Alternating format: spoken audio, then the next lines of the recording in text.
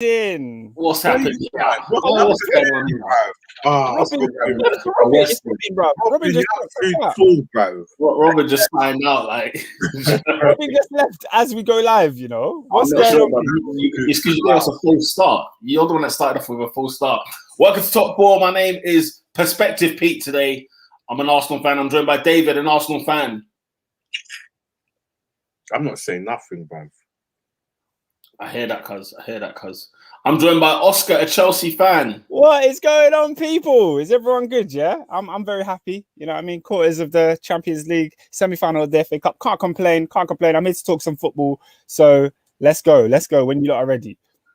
And have we got Robin on the wing yet, or he's not come? I don't know. I think Robin's internet just cut out because he was here and then he just dipped. Oh well. And I'm guessing we've got Adrian and Ernest on the way as well. Yeah, we'll see where they are. Let's see if they're as late as Aubameyang turning up for the stream. Let's kick things off, shall we? At the London Stadium, I almost called it Upton Park. David, bruv. Arsenal, West Ham United 3, Arsenal 3. Give me your thoughts. What a game. So I was working yesterday. I work at the London Stadium, so you know, man's in the red zone where the players come in. Arsenal bopping, see all the Adidas. Did the Arsenal players drive or did they come back coach? Coach team. Mad team. So they come in. I see the Adidas thing, the Adidas equipment, the Arsenal thing. I was like, yeah, it's mad. 2-2s now, bruv, yeah.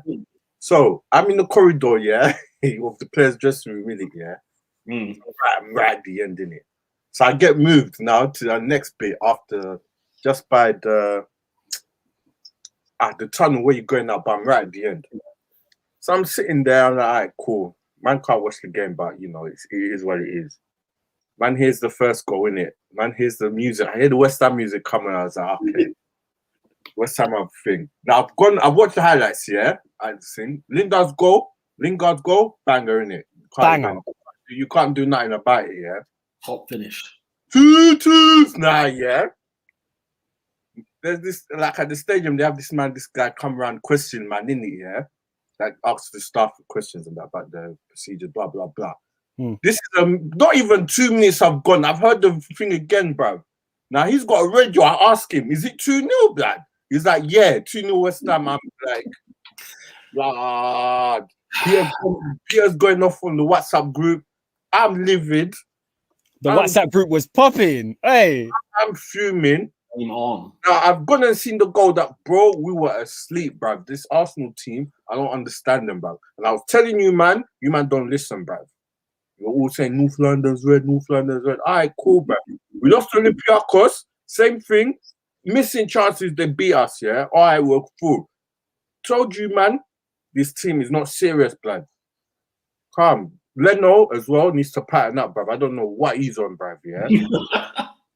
We'll talk about him. Don't worry. Him also, the spirit of stupidity sometimes descends upon him at time to time. But fam, whatever. Then the third one, I hear the music again, bruv. I'm like 3-0 down, blood. What is going on here? The timeline's popping off. Our AFTV, everyone's going mad. I'm like, flipping it. Then I hear a silent cheer. Oh, that's Arsenal. We've scored. Cool, calm. So it's half time.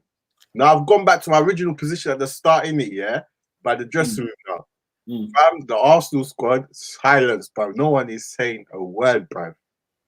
And there was definitely no rollicking unless the away dressing room has got good soundproof because I could hear music. I don't know what was said. There was no rollicking, bro. I didn't hear it, blood. Wow. And that room, I could hear the music before the game starts. So if there was a rollicking, I am pretty sure I heard it. I didn't hear nothing, man. So we've come back out. Interesting. 2-3-3. All right, calm, bro. I'm just like, yo, this is Arsenal for you, bruv, in a nutshell. There's nothing else for me to say. No rant here needed. Unserious football club. We're 9th. And I'm sure Unai Emery is asking, explain! Why is he still in a job, bruv? Why is this guy still in a job? Yeah. That's a very good point. I'm sure Unai's looking at there thinking, hang on a minute, I finished 5th. And I got sacked for this. 1 point off 4th, I got sacked for this. Guys, last week, I was on this podcast and I said how we were fortunate to beat Spurs and how we had a decent performance, right? And I was called negative, and what was the other one? Overcorrecting the situation. Yeah. Which was, I mean, it's unbelievable that if I give a different perspective, if you will, on a game where even though we won, it does not necessarily paint the whole picture of the game, right? Because a 3-3 draw at West Ham, if you look at it in isolation, you think, okay, it was quite a tough game. It was one, end-to-end stuff, blah, blah, blah. Guys, let's be very, very clear. This performance is not a surprise to anybody. Nobody is shocked about Arsenal's first half an hour and about Arsenal's second half, right? This is the exact same Arsenal we've had all frigging season. When I looked at the starting 11, you could take that Chelsea, move it out of the frigging screen. Big up, John for 2012, my guy. Arsenal, get him off the screen, okay? We're talking all right. Well, I'll put Lola back on. Lola said the worst start from Arsenal. Yeah. Lola can jump in. Don't get me wrong. But listen, you know my thing. Listen, I'm not here to talk about over the top. Does not even cut it, okay? Because I don't know what this week was. Because my beef with Arteta in the beginning is always an hour before kickoff. What's my gripe, guys? What do I always complain about? Whether it's in the chat, the lineup. You always complain about the lineup, but I feel like PR. When you see an Arsenal lineup, you get upset if you don't see Henry and Perez in there. Every week you're upset. Go on. Why was Aubameyang on the right, Brian? I didn't understand that. The thing is, how long did he play on the right for? Because when I turned onto the game, he was on the left. Well, he played on the right up until we scored the first goal. Until we scored the first goal, Brad. Yeah, because the first goal, that's when he switched over. Yeah, because the Chelsea game overlapped by like 20 minutes into the Arsenal game, so I didn't see the beginning. But oh my God, Oscar, you didn't watch the first half of that, the first half an hour of that game? That was fantastic. That was fantastic football. As soon as I saw the goals, I flipped over and Oscar, honestly, minute by minute, if you watched it play by play, even you would say, do you know what? This is disgusting. Because that's what it was. Arsenal was such a joke. Yes, we were playing a good West Ham side, and you mentioned like Lingard's goal. Okay, let me just go to my notes real quick. This time I'll let you go. Then I'll rebuttal. Yeah, because it's one of those exactly the lineup, and it's not Oscar. It's not a case of any lineup. I just start chatting because it's not the case, bro. Look at the lineup that we're talking about. We literally said Aubameyang is on the right wing. That's problem number one. Problem number two. Even though, like, I think he was given man of the match, and I can't understand why. Callum Chambers coming into the side. The last time he played at right back, we lost, I think, at Burnley away, or we drew at Burnley away. I can't remember what the score was. And what I can't understand is why Cedric can't play 2-3 games in a row, right? He's our best right back. Don't get me wrong. Callum Chambers recovered towards the end of the game, and he did put in a shift, but he had to. He had no other choice. It's one of those, like, when you're getting banged up, you have to respond in all circumstances, right? David Luiz, guys, we don't have to wait for mistakes to start criticizing him.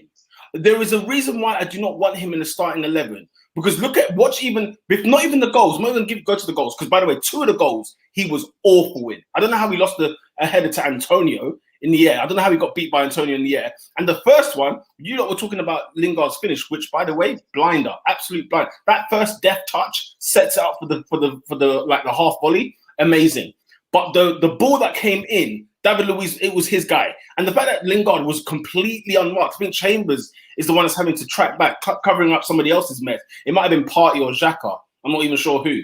But the fact that could even happen was unbelievable. The second goal we conceded, I mean, everyone fell asleep. And people want to blame the referee, he should have done.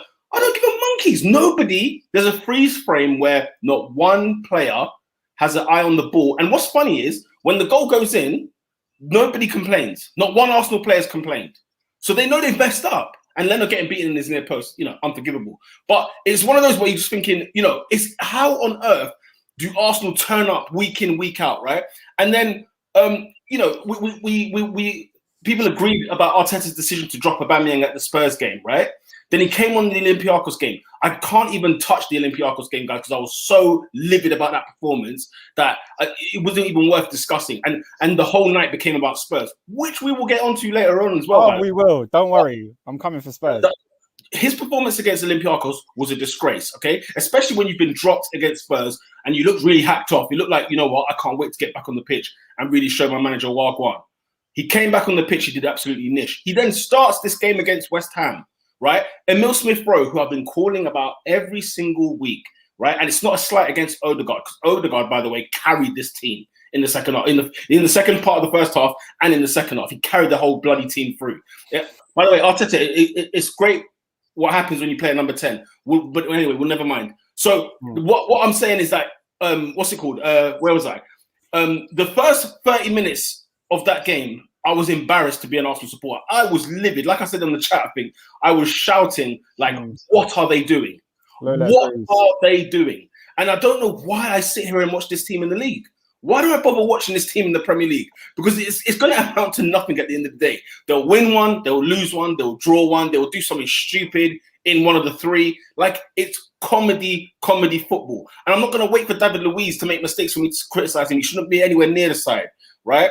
And do you know what I'm saying? Like, for me, it was just a case of, if I think we were lucky against Spurs, my God, it was the hand of God that helped us in this game. Because, of course, two own goals, that's West Ham giving us a gift.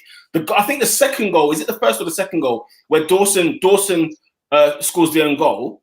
Yeah. How is it a free kick to us? It's one thing.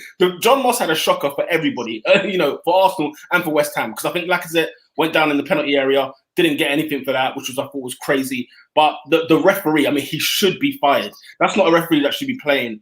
Should be refereeing any game. How we were given the second goal, I have no idea. Yeah, we were lucky to get the Souček own goal, because obviously Lacazette's shot, I think, was going to go wide. I did wish it was Lacazette's goal, because it was a naughty finish as well. Brilliant head. Brilliant. Pepe comes on, yeah? Pepe, who's been playing some good football. We've been talking about Pepe how long now, right? He comes on the pitch, instant impact. Saka had a bad game, and it's been a few times he's had a bad game. So it is a case of, we need to drop the brother. He might be injured still. Who? He might be injured still. He's tired, man. Saka. No, but the thing is, I think Saka had a game where I think we dropped him for one game in terms of just like rest, right? I'm telling you, he was the last one to get on the court because man was on the treatment table, blood. But he's on the treatment table every game. It's funny you say that, because every game, like even at home, he's always on a treatment table after the game. And so, I mean, he's been driven into the ground. We know that. We've seen him play so many games. I think he had one game. I think there was a game when he had a break, yeah? But when he came back, it's like he's missing these golden opportunities. The one that he had in the first half, he needs to put away. Listen, they need to sit him down, blood. I don't want, we're not having another Wilshere, bruv. We're not. Yeah, no. I think it's clear that he's in need of a bit of a rest. Because like he's burnout, man. He's been carrying a team on his back for too long. It's mad. And if you're a goalkeeper like Leno, how many different back fours do you want to give me a week? Every week. I'm looking at a new one. I'm looking at a new one. You know what I'm saying? Honestly, Oscar, when our next game is? Your next game is after the international, I guess in April. Liverpool. Yeah, Liverpool at home. Play the same thing. We all play another football manager analogy, yeah? We all play four centre backs, we always play two, and then even if man's match fitness is just dead in but he plays, but you don't switch, man.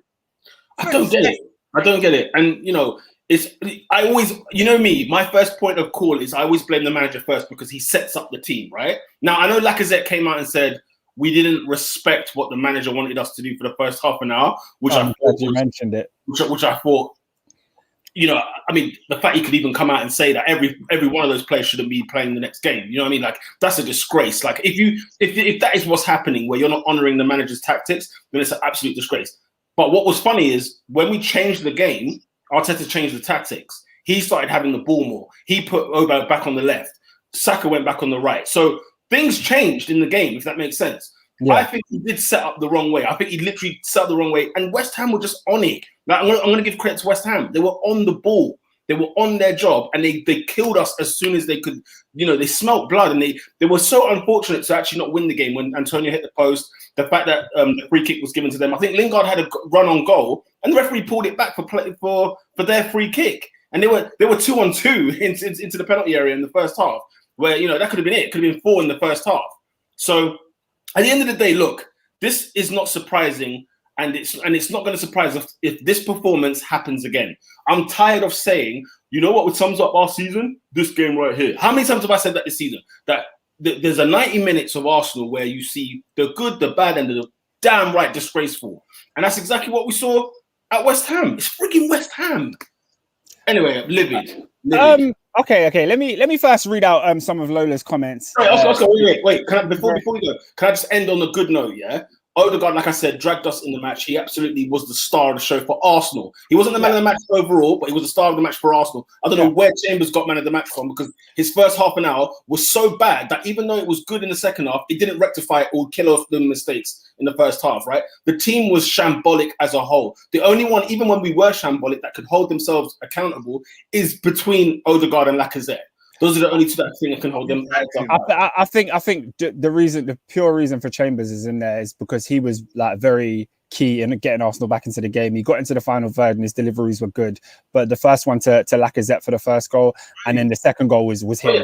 And then he played it a sensational pass into, I think it was Lacazette. Every time he's been at the right back, he does that. Every time he's at the right back, he does that. Yeah, that's the one. That's the one that when he went down for the penalty and we didn't get given, I couldn't believe it. Especially with the one that we got at Spurs. But yeah, what's it called? I guarantee Oscar, all the good players that played well, maybe not Odegaard, because Odegaard is like now his new kid, right? Some of the players that you think deserve another chance will not be playing the next game. It won't surprise you. That Liverpool game, God knows what team sheet we're gonna have. You can't make it up. You can't guess it. But there are players in there that should not be playing that will be playing more so. That's more my point. But anyway, go on. Going back to some of the comments. Boss Ender says, Odegaard, I told you, Peter, he's a baller. Arsenal looking good. Wise again. 3 more signings, and they will be serious top 4 challengers. Guys, I've been here. I've been an Arsenal fan for many years where we said 2 more signings and we'll be there. So I don't believe that nonsense anymore. But what I was going to say, Odegaard, I've never discredited him being a great player. I think remember that podcast, Pete? Remember that podcast that TK was on? Yeah. I think we mentioned Odegaard, and there was a bit of a dismissal. There was just a bit like, oh, he's not going to be here next week. Next year. So what's the point? I'll say my point on Odegaard. I'll say my point again on Odegaard. Okay, because look, Arsenal, right? Every Arsenal fan would love to have him signed, isn't it? Yeah, we'd like to sign him. Now, whether that's a realistic sign, I don't know, and I don't know what the fee would be. But the truth of the matter is that, do you know what saved Arteta's job this season? Emil Smith-Rowe. Emil Smith-Rowe saved that man's season, right? Yeah, and it was obvious as well. And it was clear, right? He was playing in the 10 and he was doing a damn good job. Then he brought in another one, right? He's brought in another player. And what happened is Smith-Rowe ended up going on the left. And I remember games afterwards, people saying Smith-Rowe hasn't really had the best game. And I'm like, yeah, he's not playing number 10 anymore. He was shunned to the left. And I remember in the Spurs game, you know when he had that first shot when he hit the bar in the Spurs game? Yes. Him and Odegaard were sort of doing this for about 15 minutes. Odegaard will go on the right sometimes, and then Smith-Rowe will come in the 10. And Smith-Rowe, all of a sudden, looks amazing. What's he being dropped for in this game? Why is he not playing this game? Do you get what I'm saying? Odegaard, for me, I like Odegaard, but it was that case of when you have, you know, if you've got Aubameyang, why would you sign Lacazette? If that makes sense. I don't know if I'm making any sense there, but we had one already. But I'm not taking away the fact that he's on loan. We can't guarantee he's going to be with us next year. So let's not kill Smith-Rowe to play Odegaard. That's okay. I got a lot to say. Firstly, this performance doesn't, like a 90-minute performance doesn't change what happened the week before. So when it comes to the Arsenal-Tottenham game, you said that Arsenal were lucky to win. I think we disagreed on that, and it's fair to say we disagree. But what's happened this week doesn't affect what happened last week, because we were talking about the reason why it does is because the decisions. What was my points on the Spurs game last week? You said I didn't say we played bad. I never said anything like that. I mentioned like 3 or 4 key things that happened that changed the game. And in the same vein for this West Ham game, there were 3 or 4 things that changed the game. Where on this occasion we've got a 3-3 draw, whereas last week we had a 2-1 win. Yeah, but I feel like we disagreed on those things as well. We disagreed about the penalty. We disagreed about the red card. You know my team better than I do, so you can go ahead, bro. I'm just calling it how I see it. Like, it's not about knowing the team. That's what I did. That's what the funny thing is. I called it how I saw it, and I was negative. I had negatives. I had this. Disagreeing is cool, but then it was all this other stuff with it. It was, you're overcorrecting. You're being negative. It was over the top. What are you talking about? What football game are we all watching here? Yeah, I'm not going to call you something because you disagree, on. but people weren't how it calling was. you that. They were talking about your opinion on that game. I don't think people were saying you're a negative person. I don't think that's what it was. Bro, they were saying I was negative. They were saying About I the was- game. You were being negative about the game. But it's because of the way I've taken my stance. Because in most Arsenal games, I'm not a fool. I've not been fooled by necessarily all of these performances that we're seeing. So that's why I'm saying I'm literally stating about, look, let's take things into, like, when we beat, I remember the start of the season, me and David were both on the same vibes. Even when we were winning games, we were like, look, these games are very, very, we've been very, very sus in these games. And we were lucky to beat West Ham at the start of the season, Sheffield United and them lot. Like, we were very, very lucky. I'm not even angry. Yeah, I know.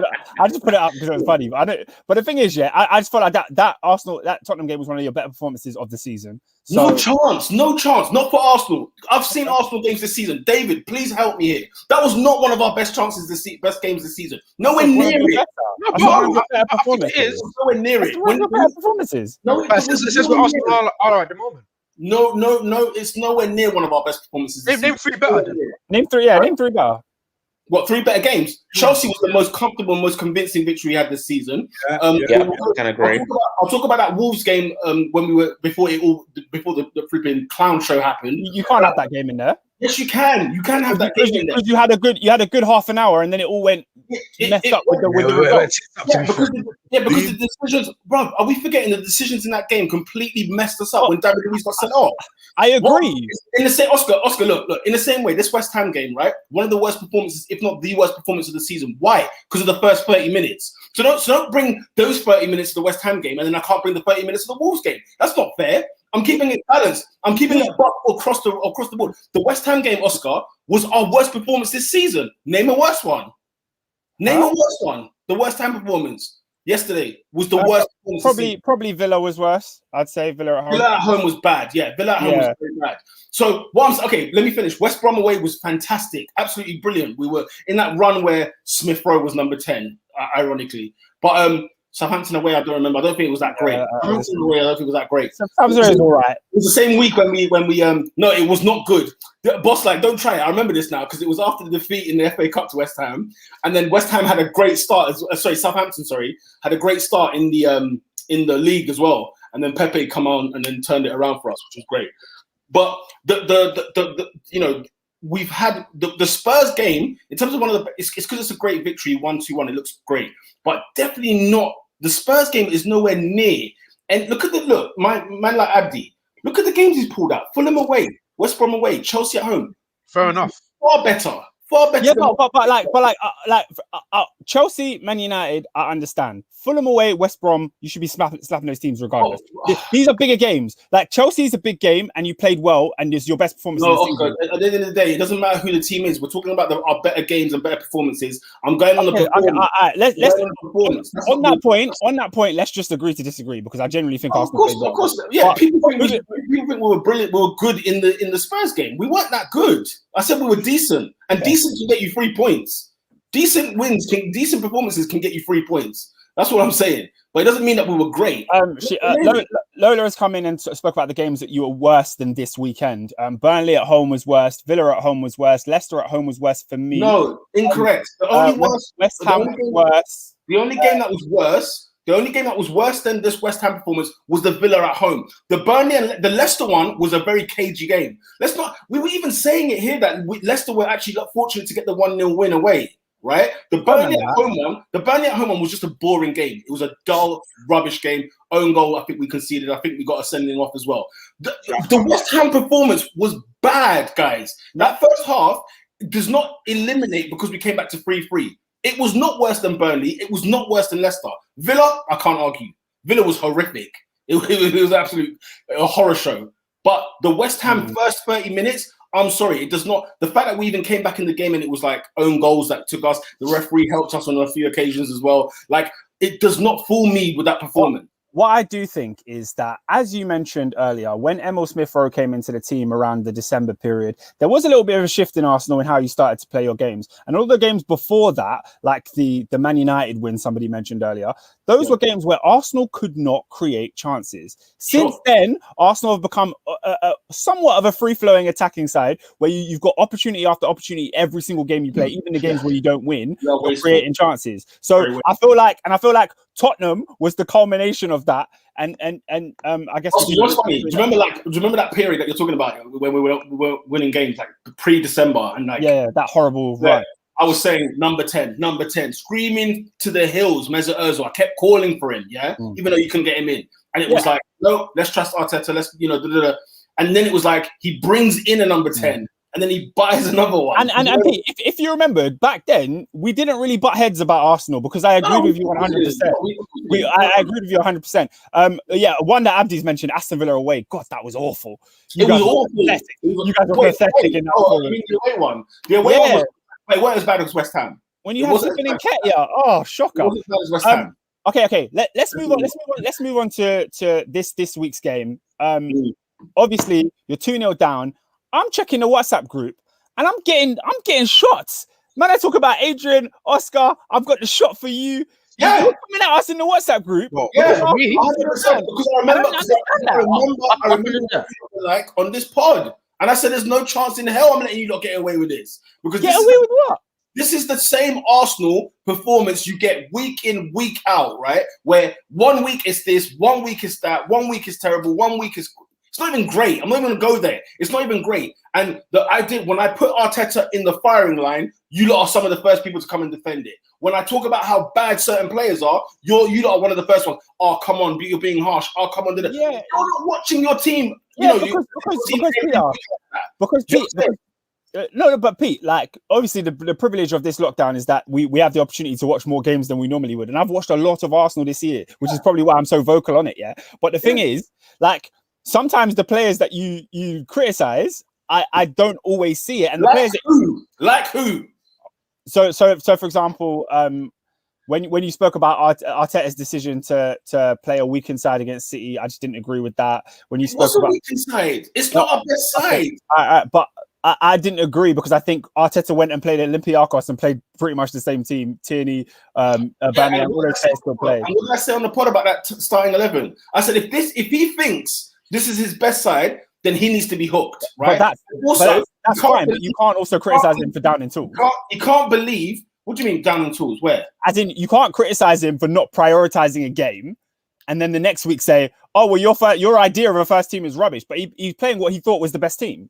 So he thought the best team against Man City was the one that he played, right? Yeah. Except for the players that have been on form for him this entire season, because there was no Pepe in sight, there was no Smith-Rowe in sight, there was none of the top players that have been playing well. I think Lacazette was being dropped in games and Aubameyang was being shoehorned in, and then you started talking rubbish about the frigging hat-trick against Leeds. And I was sitting there thinking, hang on a minute, you know that weren't my point. Who's got more goals and assists this season for Arsenal? It's Lacazette, and he's playing in less games. So it's one of those for me. I'm looking at it in the sense of when somebody's not performing well, I'm not saying get shot, yeah? I'm just saying put him away, just like I said about Saka right now. Put him away. He shouldn't be playing. Pepe should be starting games. And when I argue and I say, guys, why isn't Pepe playing ahead of Saka? You're saying I'm being harsh on Saka. No, I never said nothing about Pepe Saka. I'm just giving an example. I'm talking about the players that should be playing aren't playing. That's the point I've been making throughout the whole season. I've been talking about players who need to be playing because they've been playing well. People like Lacazette got dropped. Smith-Rowe's being dropped. What's his name? Rob Holding being dropped, who's been one of our most consistent centre halves. And people were telling me, no, it's Gabriel, it's David Luiz, those are your best centre pairings. I'm sorry, guys. That David Luiz performance on Sunday, no one can ever defend like David Luiz again. Because we'd have to go to mistakes. I don't want to talk about mistakes because mistakes we know he has in his locker. But even his defending day to day, and people, the thing, like the Xhaka treatment. If there's no news, it's good news, it seems, right? Until he makes a mistake, then that's when we critique him. No, watch the game. Because even like, for example, Thomas Partey and whatnot, yeah? Not been good this season. They haven't been good this season. Let's just call it what it is. Now, you can argue that, injuries or he's still getting into the team and blah, blah. But, bro, like... Has Ceballos been good this season? Yes, he's been better than Xhaka and Partey. He's been better than Oscar. You could pull your eyes all you want, mate. He's been better than Xhaka and Partey this season. How many goals has Ceballos cost you? How many goals has Ceballos cost you this month? What do you mean? In the past 30 days, how many goals has he cost you? Oh, the ones that we're through in. He hasn't cost us a defeat. He hasn't cost us a defeat. That's irrelevant. That's irrelevant. How many goals has he cost you? Irrelevant, because I'm talking about, if you want to compare it to teams where people like Xhaka have cost us points, that's a different matter. Yes, Ceballos has not been clean slated, but you're going to pull out 2 games of the season that Ceballos has messed up in the season that he's had. You haven't watched Arsenal. You think you're watching more than what you actually are claiming to have watched, because Danny Ceballos, out of all the midfielders in that team right now, because I think even Progray was mentioning it before, who would I play? Danny Ceballos has been our best midfielder in terms of just no mistakes, no issues. In terms of out of the lot, it's he's our best one. Okay. Adrian, you've just joined. What are your thoughts on the Arsenal game? No, I think this is just indicative of where Arsenal are at the moment. You're mid-table sides. Now, potentially, if you, as Endo was alluding to earlier, if you go into the market and you get 2 or 3 or 4, maybe you'll start to seriously challenge for top 4. But at the moment, it's a side where it's got positives. I think at the moment, the positives and the negatives, they're pretty much equal part. No, what? You're mid-table team, bro. I'm sick of this nonsense. No. You've said this how many years, man? How many years? How many years am I going to hear if we had 1 or 2, 3 or 4? I mean, times. How many times? No, the reason why I say that. And yet we spend money every year, by the way, Adrian. Where they're pumping money every season we've been doing it. Now, but the reason why I say that is because we look at how devoid of quality Arsenal were in the earlier parts of the season, and the answer was slapping us in the face. Playing attacking midfielder, lo and behold, you start playing Emil Smith Rowe. All of a sudden, the quality of performance improves. So, I think Thomas Partey, when he is up fit and firing, you have got a pretty top midfielder in there as well. I think Arsenal have lots of abstract, decent pieces. Team needs a phenomenal left back. So genuinely, I think if there's a structure in place, if the right people are brought into the club. Should Arteta be the manager to bring those players in? You see, like for me, I've come to the conclusion he's not good enough at the moment. He's still learning the ropes.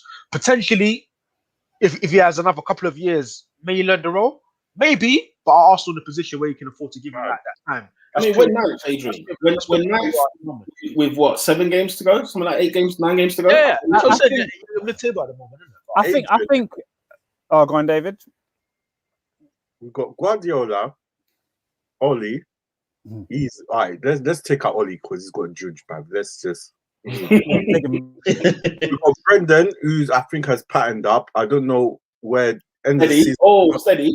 No. The end of season thing is not. They're not slipped out. Let's just see. Iheanacho, I don't know what Iheanacho's done, but he looks like he's on smoke. I think they're getting top 4, yeah. Okay, at the top. Who's 4th? The original. Chelsea. We've got Tuchel, and then we've got Klopp on the outside looking in, yeah?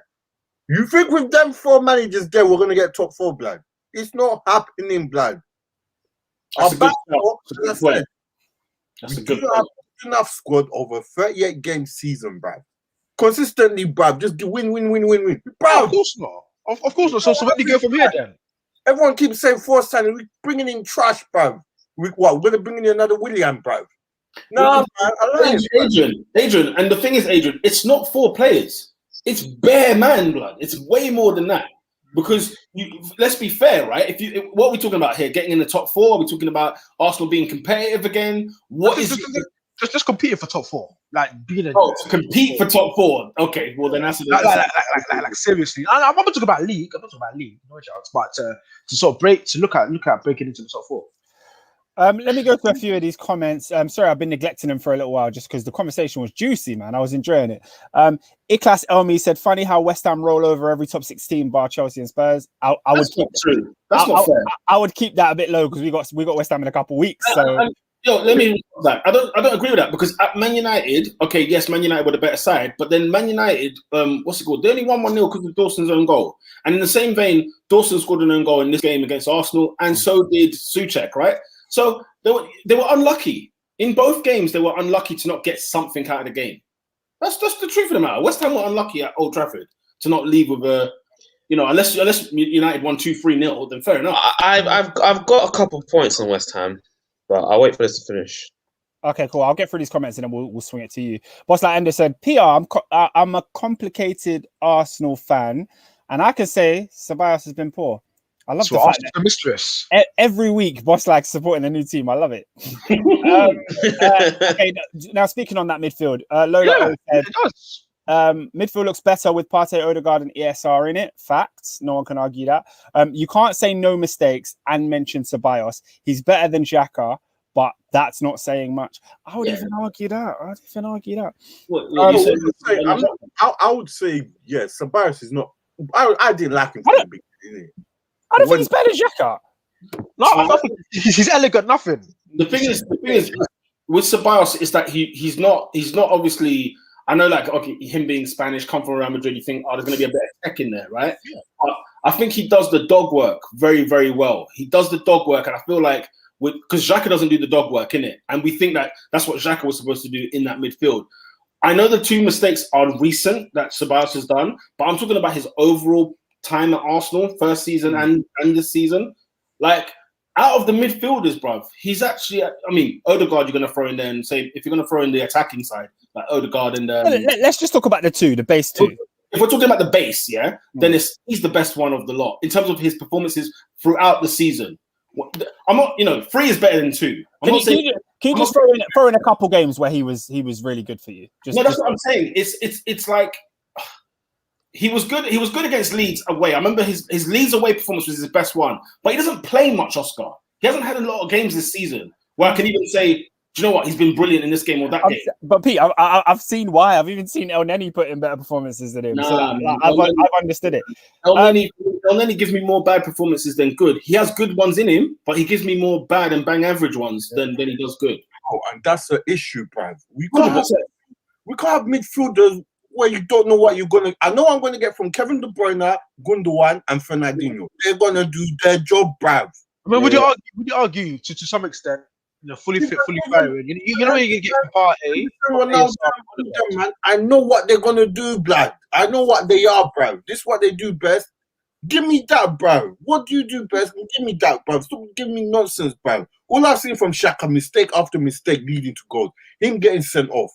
Thomas Partey, first season, I don't know. Obviously, he hasn't done well this first season. There's been glimpses when the Rolls Royce performance against Wolves away. You have them moments where you're like, yeah, this is the guy we bought, but we haven't seen it enough. He's not had the games. He's not been fit enough.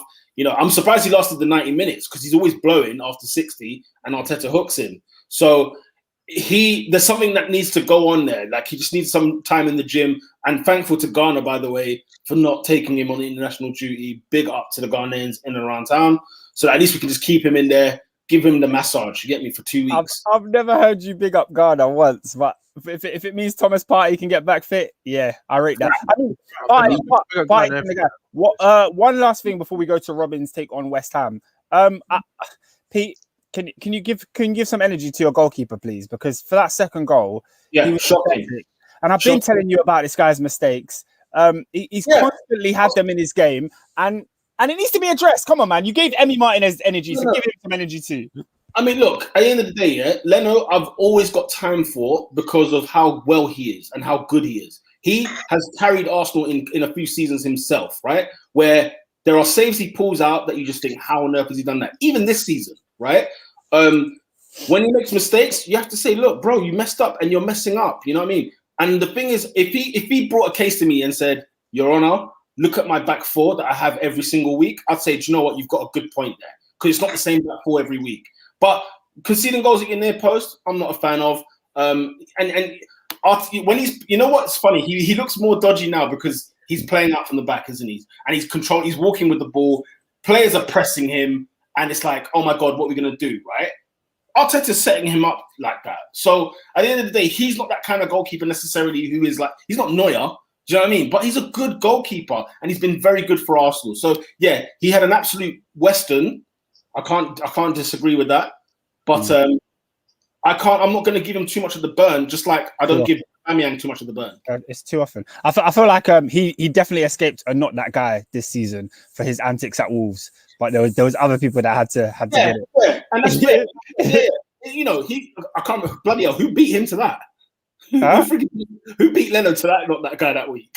No, because it was a midweek. I remember it was a midweek game, that Wolves one, and then we played on the weekend. So I think someone on the weekend took it, and Leno escaped. I was thinking, somebody. I was gonna say somebody beat Leno to that, not that guy that week. Holy smokes! Boss like Endo said Leno is overrated, and so is Martinez. Lola O said no one said Lola is clear, but mistakes are there a couple times, especially when your defense moves mad and midfield are small cowards. So chill, Oscar. No, I'm not gonna chill. Because yes, Oscar. Yeah, I'm not a question here. If your keeper is not comfortable playing out from the back, me as a manager, should that be? I don't know, bruv. No, it's a hard one. It's a hard one because look.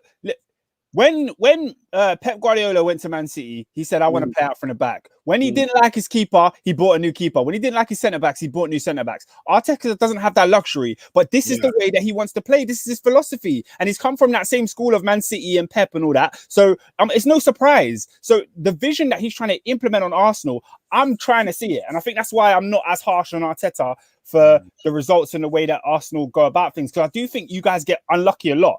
Like if you look at certain teams and how there's some games that like for example, when we talk about Graham Potter, we're always talking about the players on the pitch are letting him down. What he's trying to do with his head and installing the team actually looks decent. They're creating things. I do see that with Arteta since the turn. I don't agree with that on the Graham Potter thing, though. You already know my take with Brighton. But yeah, no, but you understand the logic behind it. He's trying to play a certain way, and there's limitations on his team. So I don't blame you, David. If you're saying, bruv, tell him to kick it long, but then how long do you kick it long before you say, hey, I have to be like me? If Arteta's going to get the sack, he'd rather get the sack playing the way he wants to play than conforming to the style.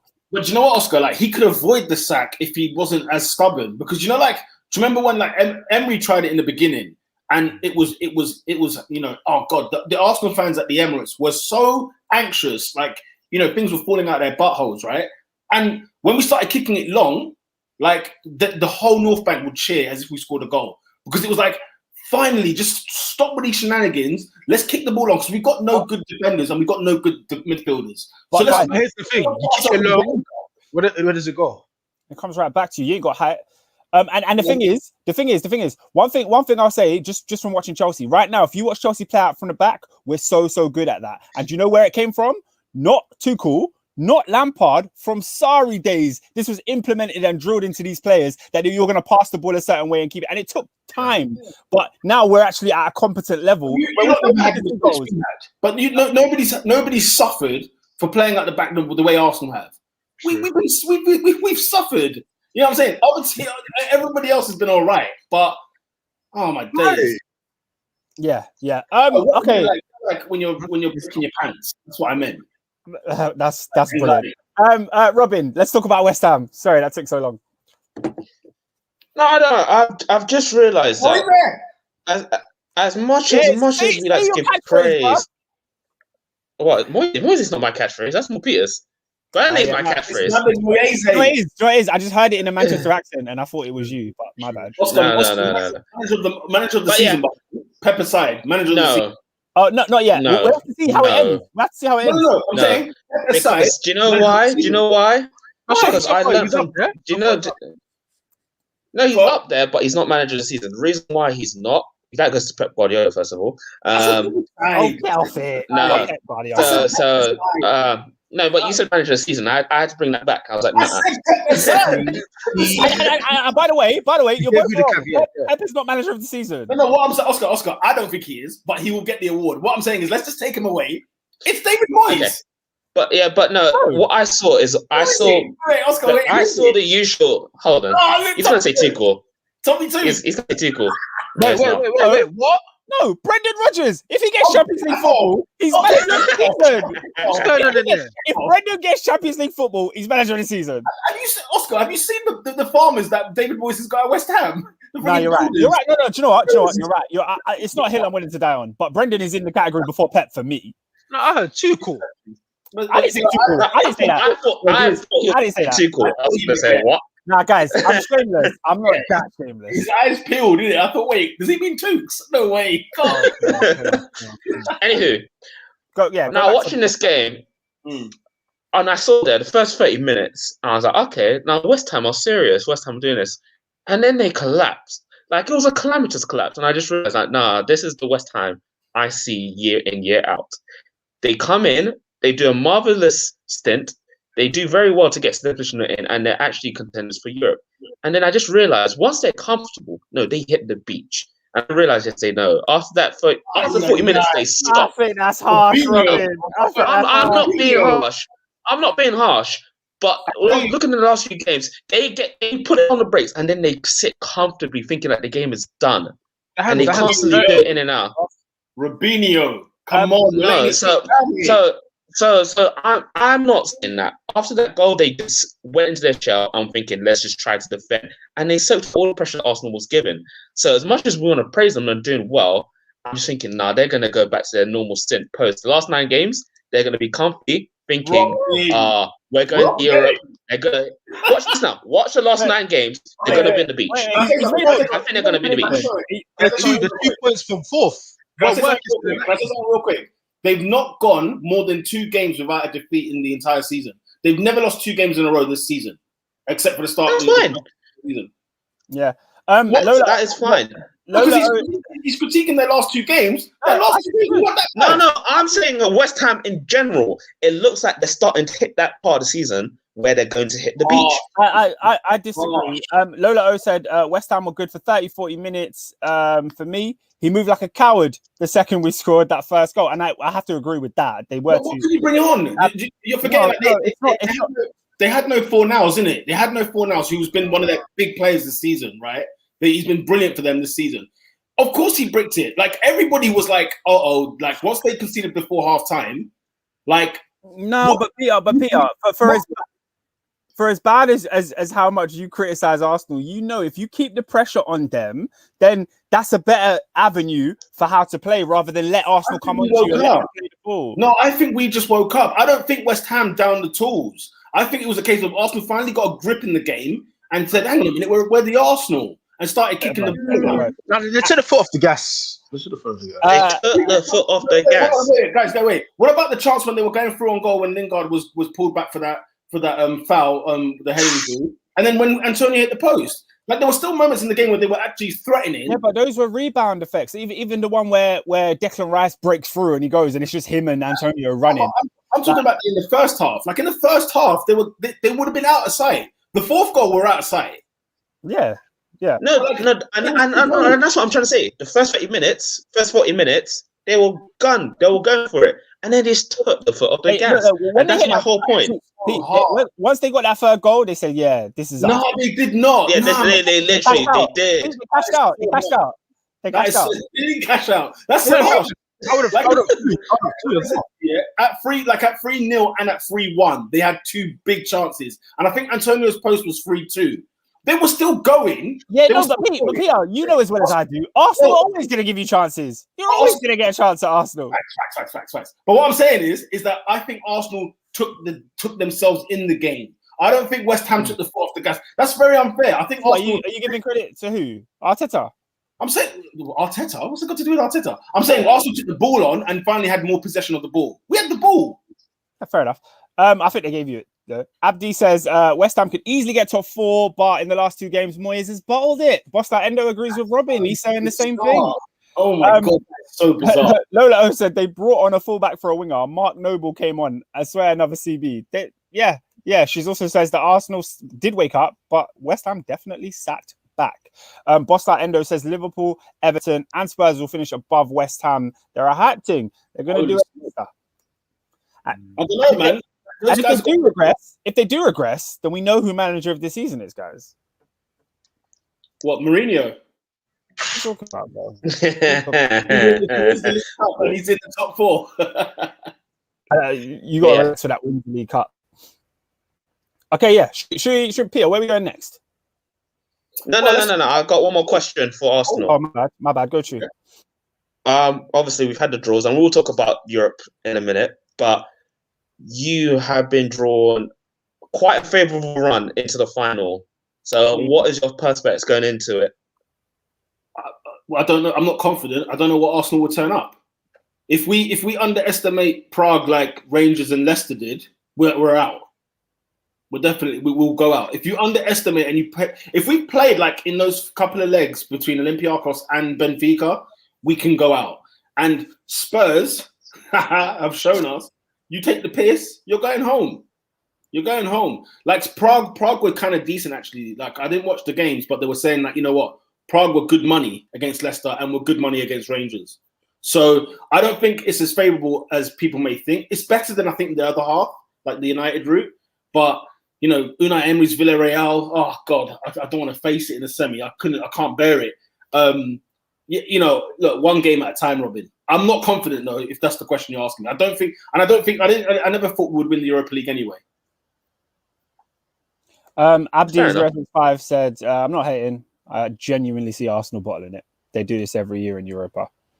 I think you owe us that Man United versus Arsenal final. Like we're over. Why do you think United will get there? No, I'm saying both. United's got a mad. We had the maddest games in Europe, both in Champions League and Europa.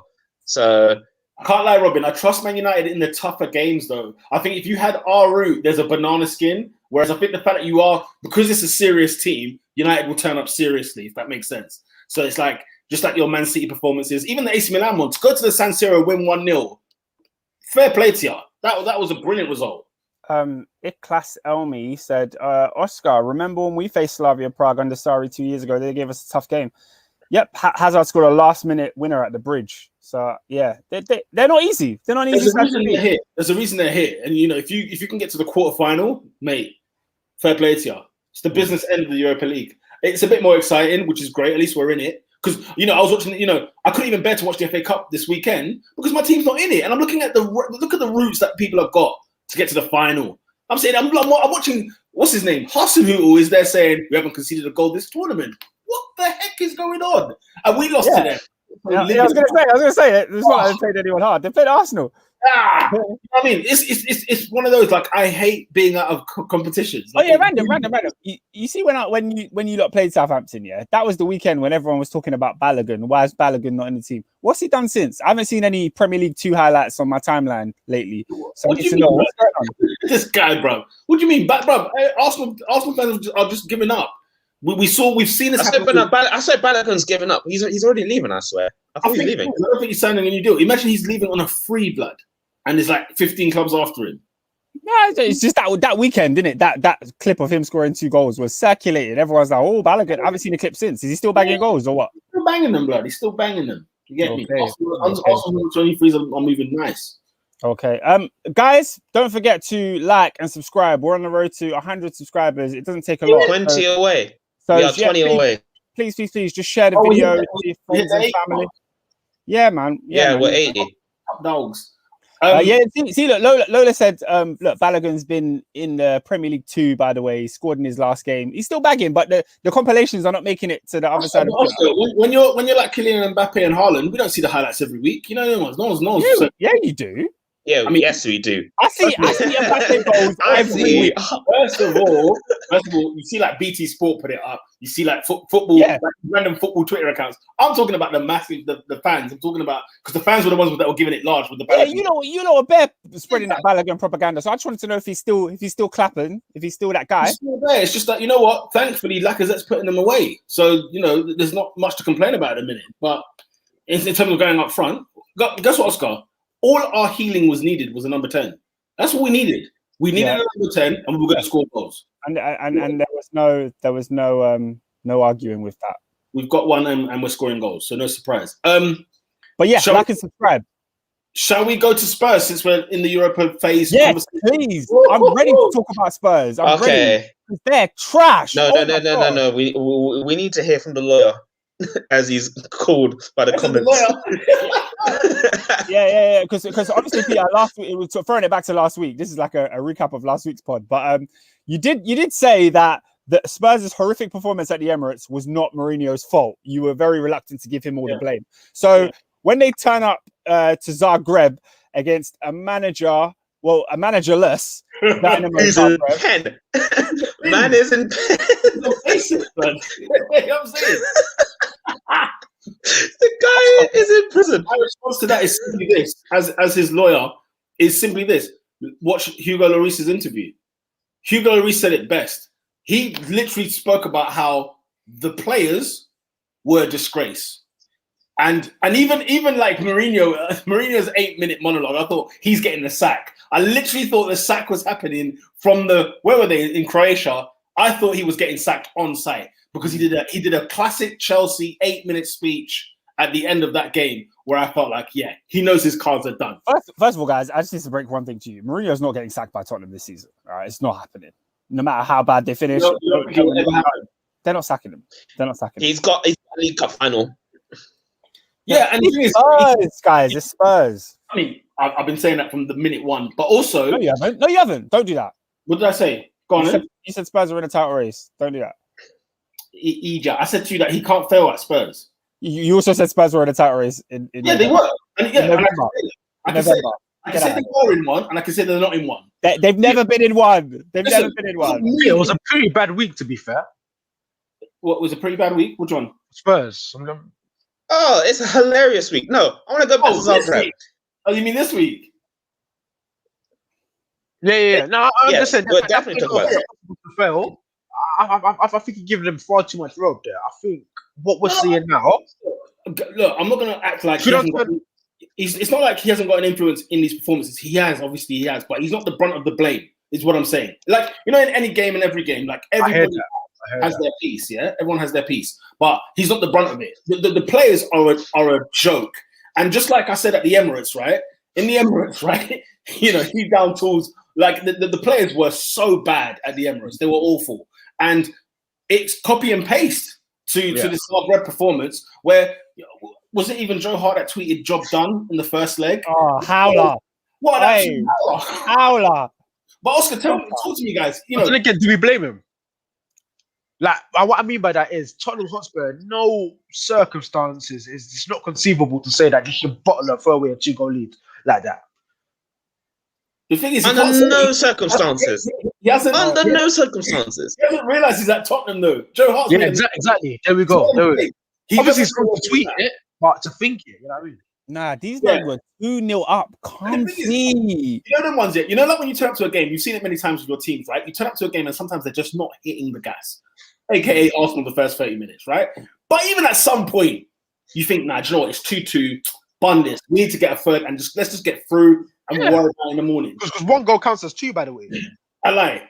So even if we lose 2-1 on the night, we get into extra 3-1 on the night, and it's just not even. There's nothing from them, mate. I was laughing.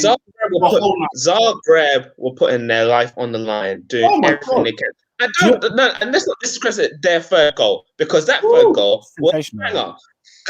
Do you know? Do you know when I knew these men were taking a mick? Yeah, so they scored the goal to make it 2-2. So they've just hit a leveler. Yeah.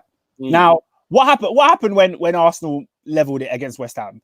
You saw Aubameyang, Lacazette, they're all hugging and celebrating. The Dynamo Zagreb players did not celebrate the goal. They grabbed the ball and said, "Let's go score another." They weren't happy. They weren't satisfied to level it. They said, "No, they came there for. They could beat these guys." Because even the run for that third goal, the defending. Oh my God! Yes, Ndombele, Gareth Bale. It was diabolical. Bale came into defense. And in the same week, by the way, let's clear this now. Not that guy has to be Gareth Southgate. Because the fact that he can bring Dyer into England, the fact that he can bring him into the England team in the same week, I couldn't believe it. Peter. This whole notion of Jose can't fail at Spurs and all that. I understand it. But surely he has to come into criticism for the dire performances that this club put in on an almost bi-weekly basis, I'm talking Zagreb. I'm talking at the Emirates. When we played them, they were shocking. They've lost to flipping Leicester at home this season. They went to West Ham and played pathetic. They've been pathetic so many times this year. I can't lie. If I'm playing a team that's Croatia, not the best league or stuff. I'm playing a team where I'm seeing numbers 99 plus on a shirt, and the manager is in jail. Let's look like he's in the jet on the wing. He's on the. That's sackable. Wing. He's on a little wing. No, so That's that's if that was on any other teams, like our teams, that's a sackable offense. I cannot lie. I hear that. No, I totally hear it's 100% sackable offense. Yeah, but Okay, man, them. Here's what I'll say though. You look at, like, for example, the team he put up against Arsenal, the team he's put up against Zagreb. Like, you look at the 11s he's put on, right? Nobody here is even questioning Jose's 11. Do you know what I mean? Like, everybody's saying, you know what, the team he's putting out, you say, well, yeah, if you were the manager, you probably would. You might take one or two out because you don't like so and so, or I don't like Sanchez, or one doesn't like Dyer. Fair enough, a little mix. But the fact that you see the Bales, the Kanes, the friggin' Ndombeles, the Bergwijns, the Mora, the Lamellas, the friggin' Son, like, no matter what, when they play, fam, and then I see the performance I'm getting from them, and then what? Next week they'll play, like, I don't know, Burnley or whoever, or Villa, and switch it on. You think, come on. Guys, this is more than Mourinho. I'm saying Mourinho has to play. He has a part to play. In a pie of 100%, I'm giving him 20% of the blame. A bit more than that, but I hear what you're saying. What I mean is, guys. Wait, let me finish. I'm not saying it's 80 for all the players. I'm saying there's other things. Like leagues involved. The recruitment's involved. The setup and whatever. Like the fact that they've even let go of Poch. Like Poch is still in that pie. Yeah. I'm saying all of these are in there, but Jose doesn't hold the brunt of it. For sure, he's in the mix, but he doesn't hold the brunt of it. And at the end of the day, even if Levy comes to his door and says, "Look, mate, we're gonna have to let you go," and then Jose, you know what Jose is like, right? He'll pull up a list out of nowhere and show why what he's done at Spurs is more than what anybody would have thought he would have done. So look, they're 4 points. Is it off the top four? How hilarious would it be if they got there? How hilarious would it be? Yeah, Boss that Endo said Spurs are trash, but only 3 points behind Chelsea. And we've been waxing lyrical about Chelsea. We've been waxing lyrical about Chelsea in terms of just the fact that, as in, like, Tuchel's come in, but these men, they haven't conceded a goal for 2 years, it feels like, right? But yet Spurs are 3 points behind them. And all it takes is 1-2 weekends to just swing the other way, and they're in there. And if he wins the League Cup, right? If he wins the League Cup and he gets into the top four, what are we saying? It's all ifs and buts, of course, but yeah. And Peter, I think you definitely hit the nail regarding, I think, the overall issue. Spurs, Jose has a part to play in the pie, as do the players, as do Spurs. Because let's be honest here, a lot of the problems we're seeing manifest now. Pochettino was screaming about it. Yeah, he was. For me, the year that they refused to invest in that squad, it said volumes. It said everything about Daniel Levy, and he said everything about where he wants this to go. Yeah, but guys, I agree with you 100,000,000,000%. But if the owners pull their finger out and start getting the recruitment right and start getting rid of the deadwood, is Mourinho the man you want to rebuild your club? 100%. No. He's got the pedigree behind to show for it. No. If you give him the money, Oski's done it for you lot twice. What are we talking about? You know what? Yeah, go on. I feel like Jose Mourinho players are dying breeds. Like, I feel like there's no men in football. There's no men like let's look at someone like that's true. Let's look at someone like a Frank Lampard. How old was Frank Lampard when Jose got his claws into him? 24, 25? Yeah. And then look at what Dele Alli is at the same age. It's like he's made that point. He's literally made that point. He said, when I came to Chelsea, John Terry and Frank Lampard were men. I met them as men and they were like 22, 23. Now you meet a 22, 23-year-old, they go home and play Fortnite all day after training. Like, my arm around you. It doesn't mean that kind of manager can't succeed though. I still feel like Jose can win titles and can do trophies in them. He can, but he needs a certain type of player. You know what I mean? You know what? Like, Man United's probably been his worst job, right? As a football manager in general. But he won the Europa League and the League Cup there. Like, even in the mud, he was winning trophies. Does that make sense? Yeah. That's why I feel like, even though he wasn't that great and it wasn't the Jose of yesteryear, he was still pulling it out. Yeah, but Pete, he's not going to build a team. Like, Lola just build a team, Jose is not the man to back for a project, in my opinion. He's the only guy who you give a team like Spurs to finish it. Oh no, he's the guy. Yeah, you give him a strong team, and the example you gave was Chelsea. But you got to remember his time at Chelsea. Salah went out the door. De Bruyne went out the door. Lukaku went out the door. Like if you've got and then what happened? My point is that he can bring in Costa, he can bring in Costa, he can bring in Fabregas, he can bring in whatever, and he can win the league. Can Tottenham do that? No, what I'm saying is the money. It depends. If the money is there, then yes, he can. But Tottenham's issue is more than just like Tottenham are acting like Manchester United when they're not Manchester United. You know them ones. And like with Poch, like I've always said, I preached about on this podcast for years, that guys, Poch made us believe about a Spurs that doesn't exist. It doesn't exist. It's like Leicester now and say, you know, West Ham, Everton. If they become a team now who fight for the league 1 year or 2 year, right? And then they're getting knocked out by Zagreb in the Europa League, or they're always getting close. They're not winning trophies, right? They're not winning trophies anywhere. And then they recruit whoever they want to recruit. It's difficult. The thing for me is that Spurs are not capable of winning jack. And so when they recruited Mourinho, my thing was that the reason he can't fail is because if you sacked Poch, right, because he didn't win trophies, well, guess what? You'll be sacking them forever because no one's winning them there. No one's winning them. But then that's the thing, and that's why for me the failure point is always I think you're giving him too much work there, because why would you sack? Okay, albeit Poch never won anything, but by all other metrics, one of your most successful coaches, can I say of all time? Definitely in the modern era. Why would you sack Pochettino and bring in Jose Mourinho, considered by many as a dinosaur, past their archaic football, if Jose's not winning you the trophies? I might as well have just won no trophies, played better football, and looks like us progressing as a side with Poch, then get Jose in the first place. Like, for me, if you're a Spurs fan, Adrian, would you take the League Cup and say, do you know what, fine, it was worth it? Worth what? As in it's worth having Jose here because Tottenham become a winning side, for example. It's the price they paid, man. It's the price. Would you take it as a fan? Would you be like, you know what? I'll be honest with you.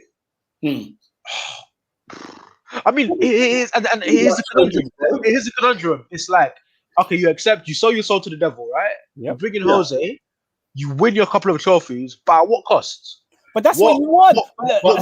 Random. But there was before we started this podcast, we were talking about wrestling, innit? And I was saying these wrestlers signed to Vince McMahon. It's a horrible deal, but they do it because it's their dream and that's what they want. Tottenham hiring Jose Mourinho, they wanted the trophy. Yeah. So actually, if you win the League Cup, you take the trophy. You know what you're getting after that. You're getting this. You're getting these poor performances. You're getting him coming out and making Dele Alli feel like rubbish and the whole Bale saga. He did this with Pogba. He did this with Hazard. He's doing this everywhere he goes, man. This is Mourinho. Just accept it. SW6 says players are too weak mentally. Players have it too easy. Tottenham have experienced players and they should be ashamed of themselves. People always forget how it ended with Poch. Relegation form. Shocking stuff. And then Lola has said, Leicester have at least won the league. The only thing Spurs have won this century has been a League Cup. They're an almighty catfish.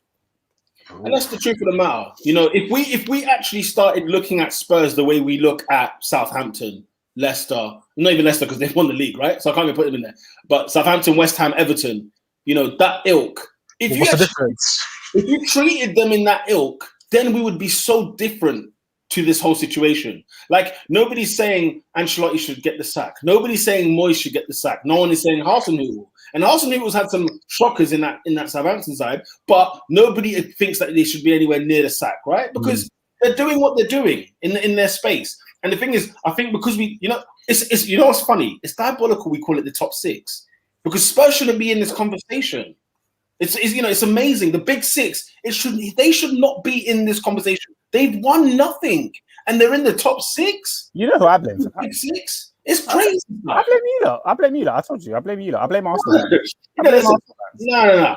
You don't brought them here. With the top four and the big guns or whatever, Liverpool have won things. United have won things. Arsenal. You know when you're going to play football with the boys and some guy comes along with his little brother and is like, oh, my mum said I had to bring him.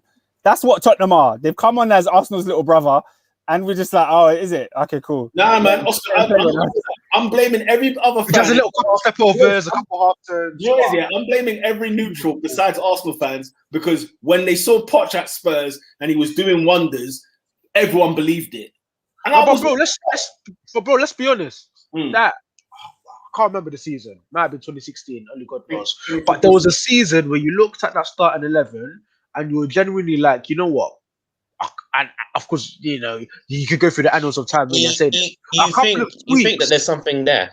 yeah, that team when you had that pivot of what Ndembele and Wanyama, you had Kane up top, Son was in there, Ericsson, you know, Adebayo, Vertonghen, Danny Rose was good at that point, and you look at yourself and you say, you know what? This is a team that should be challenging, should be competing, but most importantly, that's a side that needs to be backed and it needs to be invested in. Give Pochettino the money to take that club onto the next summer. Onto the next level. But Daniel Levy missed a trick. The thing is, Adrian, but the thing is, Adrian, I don't think Tottenham have that money to be backing. That's the truth. But Jose's the highest pace manager in the league. I know, but like for example, spending 100 million, even Arsenal do that year in year out. It doesn't mean we're in the big boys. Doesn't mean we're mixing it with the Cities and the Man United. Like, you know what you're explaining right there? You know that Spurs side that you're talking about in 2016? Guess who that reminds me of right now? Who does that remind you of right now? Leicester. Exactly. But we're not saying, you know what, Brendan Rodgers will be back.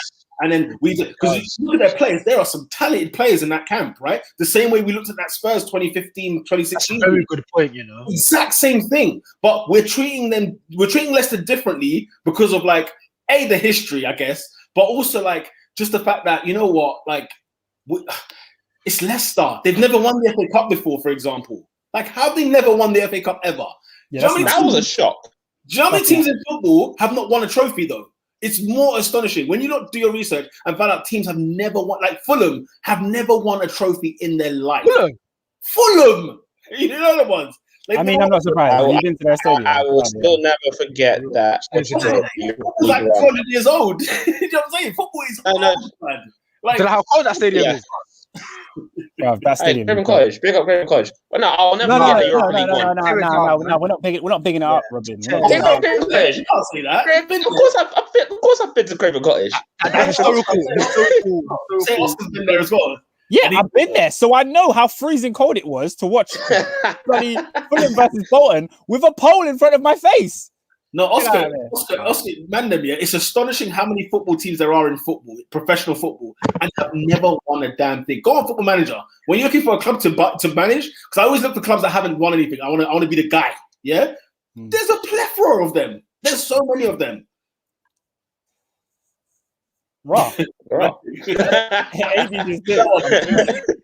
Football Manager. He's on the Football Manager. As soon as you mentioned Football Manager, he said, "Yeah, let me go build up Crawley." Anything else then? What let me finish these comments. SW6 says Spurs problem. They think they're bigger than they are, and that they can skip the process. You can't even Poch realize this. Yeah, I did feel that way when Poch would never take the FA Cup and the League Cup seriously. I think Mourinho came in and said, "I'm gonna do that better than Poch did, and when I win this League Cup, then you won't have anything to say to me."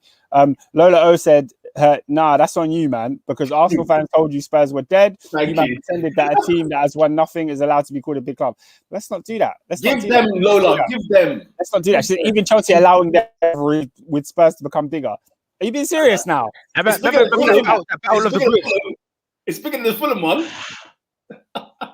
Why is Spurs Arsenal the biggest derby in the Premier League? Because Oscar, the history. Because Arsenal fell off. No, guys. Sorry to interrupt everyone. Can we just big up Chiellini for bringing best line? Fam, you know what? You know that line has changed Tottenham's life. In my veins. It's changed their football lives. Robin, we call this legacy. This is legacy. Football heritage as well. The history. I want to buy a Juve shirt with Chiellini on the back. I will never forget this moment. I will never ever forget that moment. Superb scenes. I can't believe he said that. Oscar Endo said Leicester are going to lose in their semis. Lola O said the fact that Bergwijn is still a footballer makes me laugh. I don't think he scored a goal this season. His name is Burgers and Wine from now on. Like, dead guy. Abdi said, can we talk about how it in this big high pressure games when Spurs really need him? Yeah, he scored a lot of goals, but when it comes but they count to zilch. If he has ambition, he'll leave. I agree with the last statement. If he has ambition, he'll leave. But come on, man. He doesn't. No, we said this last week. Oscar, he doesn't have ambition. He's at Tottenham Hotspur in 2021. He doesn't have ambition. Let's ignore it. He's got he's got the English ambition, if that makes sense. I play for my country. I'm playing for Spurs. I'm one of the best players in the Premier League. The Alan Shearer vibes. I would have beat Alan Shearer's record. Yeah, happy days. That is it. If I win an FA Cup, gravy, brilliant. Okay, so how do you feel about the bottles in high pressure games thing? Do you agree? I don't agree. Do you know what? Tottenham. To be fair to you, Abdi, I don't see even Tottenham in the big games. Yeah, I don't see them in any finals. I don't see them in. I mean, Champions League final. What? One final in how many? He wasn't there. He's playing with Harper. No, Kane was there, bro. They forced Kane to play. He was close. He was choking in Van Dijk's pocket. I mean, many a striker have been in there, you know. Yeah, no. To be fair, look, Spurs and high pressure is the two don't even compute to me. But Kane should have left a long time ago. We discussed this last week, so that's why I don't have time for him. If he moves, good for him. Like generally, I'll be happy for him. Sorry, check that stat. If Kane has never scored in a semi, we damn know he hasn't scored in a final. If he's never scored in a semi, but then again, how many semis? That's ridiculous, man. That's ridiculous, PR. It's ridiculous. Come on, man. We can all agree. No, we can all agree he's a great player. Yeah, and he's capable of doing many things. But he's at Spurs, and he should have left a long time ago. But the idea that he bottles big situations is a joke. He's clapped against all of our England. It's that Croatia thing, isn't it? Yeah, Croatia. I can't forgive him for that. That's fine. And then we're in the final. Oh, Harry Kane's like, guys. Harry Kane clapped against all of your teams in the league. Yeah, Arsenal, he's clapped against you, man, bare times. Like, he scored that. I didn't see him at the Emirates though. That's fine. That's one of many performances. I know. Listen, he's got more goals. And also, he scored against like Juventus. He scored against Barcelona in the Champions League. Like, how can you Tottenham are crap? This is the heritage of Tottenham. Don't try and say, "Oh, Harry Kane has bottled it." No, they're bottlers. That's who they are. It is the history of the Tottenham. Man, Chiellini is in the Hall of Fame of podcast. For that alone. For that line. Yeah, forget his legendary career, by the way. Yeah, forget the legendary. We don't need to talk about that. Costa Endo said, "Oh yeah, by the way, Son is not all that." What happened is, Son went on his annual run where he scores about maybe 5 goals in 7 games. Everyone goes a bit crazy. Peter says that Spurs are in the title race, and then it falls off by the end of the season, as it does every year. That's not saying it's better than Salah. Yeah, better than Salah. What do you mean? It's like clockwork, isn't it? I love how you said it under your breath. I said better than Salah. Yeah, so Salah being at the race is too tough. But I like Son because when he's playing well, he looks cold with it. Like he is cold. Yeah, he is cold with it. I need a full season of that, bro. Mind you, though, who's the top goal scorer now? Is it Harry Kane? Yeah, still Salah. It's Salah, but 1 goal. Kane scored. I think. He's got like 17 this season, bro. Okay, scored, did he? Yeah, they're tied. They're tied, I believe. They're tied. Because I know Bruno and Harry Kane were both on 16, and Salah was on 17. Kane scored on the weekend, so. yeah. Lola said, wait, hold on. Lola's talking about Kane. She said, in group stages, Oscar, if you're not doing it in high pressure, it's long, especially if you haven't won anything except friendly trophies. Yeah, but come on, man. I'm not one of those idiots. They're doing Kane dirty. I'm not one of those dumb guys that goes, Thierry Henry never scored in the final. Like, that's just stupid. But Oscar, Arsenal fans will tell you. And they're idiots. No. I'm not going to go there. They're idiots, but we've got 2 or 3 finals where Henry bottled it.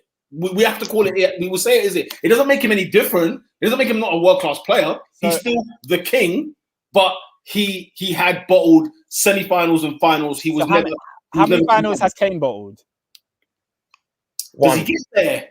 What one was that? Does he get there? The Champions League final. No, that's not bottled. Bro. He was playing with half his metatarsal missing. He's one of the most disrespectful guys, bro. Like Harry Kane is the best striker in the world, bro. He's the best striker in the world. No. No, I agree with you. Gary Kane's a great person. He just is at Spurs, and he should have left the whole time. Hey, this comment's a great person. Listen, I'll tell you this from now. Kane said he wants to be Messi or Ronaldo. If he has Chelsea, he needs to leave. Fact. He doesn't want to be any of them because there is no bra. There is no bra. He said Oscar flipped on Peter. The first time Oscar has Peter on the ropes. Bro, with what? Endo's been listening for like 2 years. In the coast, man. Do you know what? Yeah, I listened to an old podcast of ours. Yeah, when Arsenal beat Chelsea at the Emirates. You know when Conte changed it around after that and he won the league. Yeah. David, me and you were happy Arsenal fans. You know, like the days when we were happy, we were top of the league. We beat Chelsea, and we were there. We were chanting on the podcast. What time to be alive? That was another day when I had you man on the ropes as well. How? Because you tried to say London is red, and I said, "Nah, I'm not having it." I mean, it was for the time. That's what the time of the podcast was. No, it wasn't. No, even at that time, no way. No, it wasn't. It was my point was. League, yeah, my point was you haven't won the league, and we won the league that year. That's my point. It was red because we beat you and we were top of the league. Anyway, let's move on. Wait, Ernie, are you here? Are you with us or what? Ernie just popped in. No, Ernie popped down. Yeah, bro. I haven't eaten all day. Yeah. So man's watching a quarter pounder, bro. I hear that still. Bro.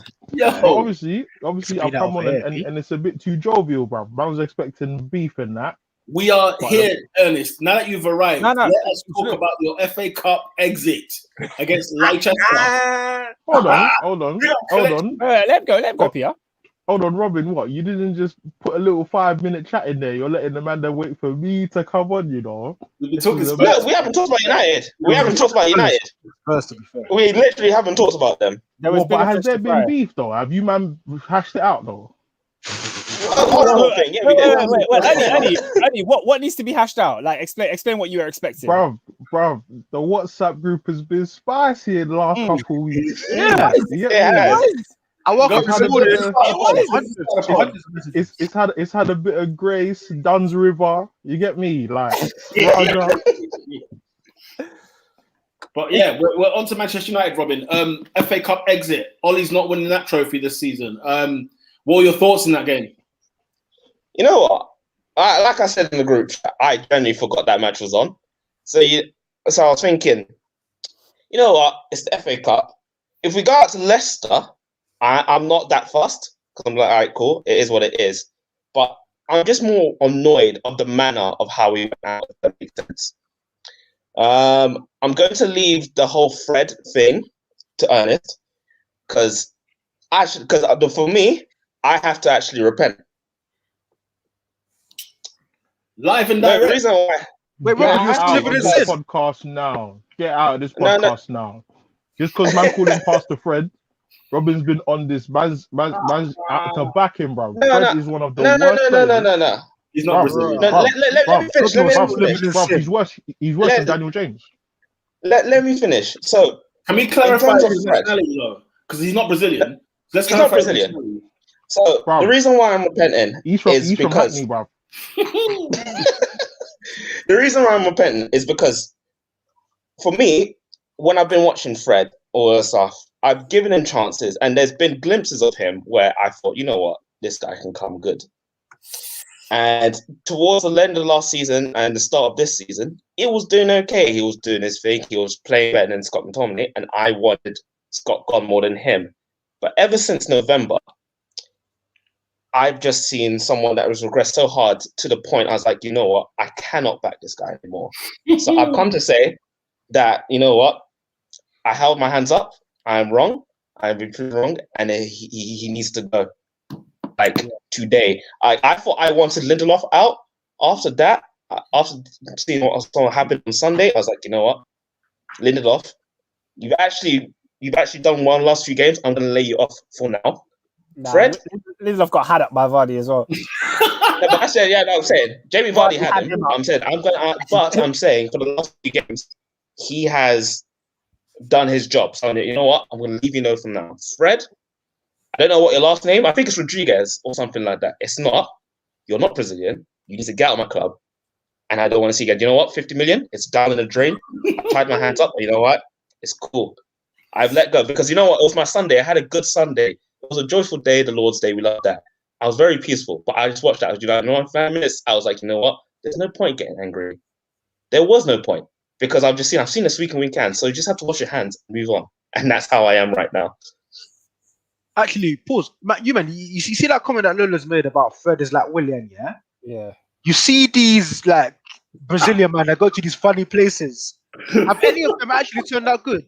Because in my head, Fernandinho. of his Fred, Fernandinho. Okay, yeah, Fernandinho. Just Fernandinho, and even then, that was by grace through faith, because the fact he joined Manchester City was the saving grace for him. Had he been at any other club, the Fernandinho we're getting today, his legacy now, we would have not had before. That's true. My God, I disagree. Oh, fam, what club? He was a goal scoring midfielder in Shakhtar. No, everyone was though. Everyone was. Everyone was. You know what I'm saying? They were all number 10s. There's another one. Like Wellington them. Wellington them. Remember Alex Teixeira? He's still there now. Nah, I think he just got released. No. He left. He left when the Liverpool team fell through. They went to China. Let's get back to the matter. Let's get back to the matter at hand.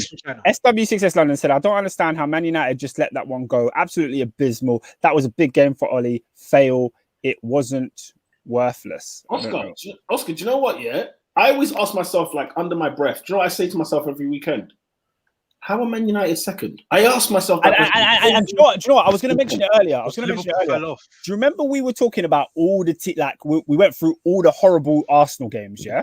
We went through all the horrible Tottenham games. I can name bare horrible Chelsea games. Adrian can name bare horrible Liverpool games, yeah? When Man United have had horrible games, they somehow come out with 3 points. And I don't understand. Do you know what it is? Our elite players are better than most teams' elite players. Match winners. Yeah, that's all it is. Bruno has like if he's not top 3 assists and goals this season, he's like top 2. Like he's a fake player, but he's about this life. Then you've got Rashford. Rashford on the eye is having actually one of his worst seasons, but he's putting the numbers up. Do you see what I'm saying? So our game win and Pogba's been on point this season as he has been for majority of his time at United. But everyone else is just doing enough to not get us killed. Like they're putting themselves in the eye of the flipping strap, but they're dodging it at the right time because Fred, like honestly, yeah. Obviously, you might know I don't drink in it. I'm a Christian. So when okay, the Christians don't drink. You heard it here. Christians don't drink. MashaAllah. So the thing is, shalom, bro, them good things there. Shalom, bro, L'chaim and them things.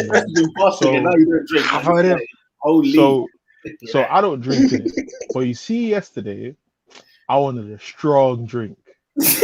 Like, no, guys, he is terrible.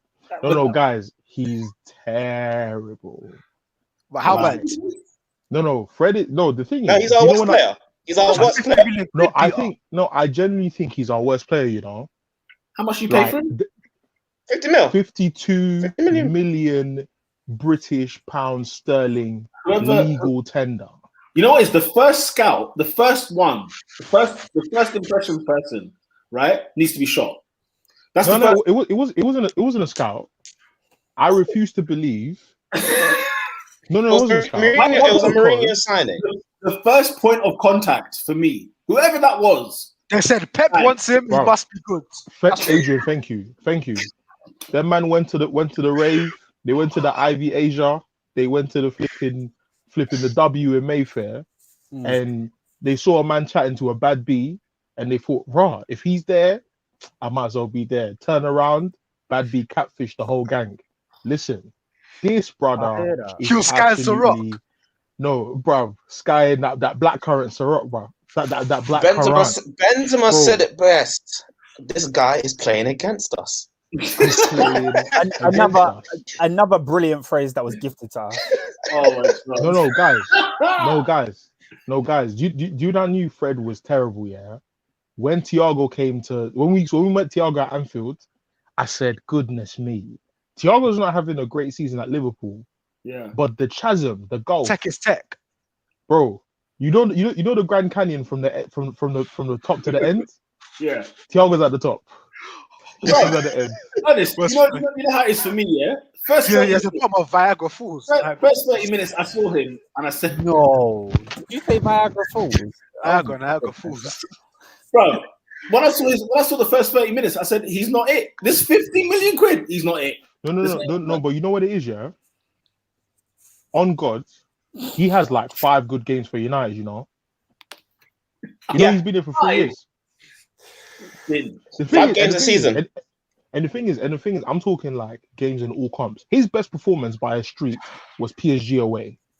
By a streak. Yeah. He's never played a game like that in terms of what you want. So what Tielemans was doing to him yesterday, he was doing to your Idris Gueye and the man there.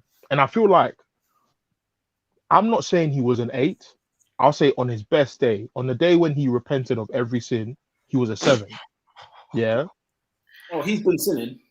No, but the thing is, I don't understand midfielders who are scared of the ball. Like, I don't, don't disrespect Fred like that. You're one of the man that's saying, I have to repent of Fred as well. So you need to stop the comments and just listen. Yeah. So this brother is absolutely terrible. The thing is, I don't understand. Why is it as a central midfielder, bro? You know when you watch a Premier League game and they show the action areas, where the action area is mostly in the pitch, in the middle of the field. That means most of the action is happening there.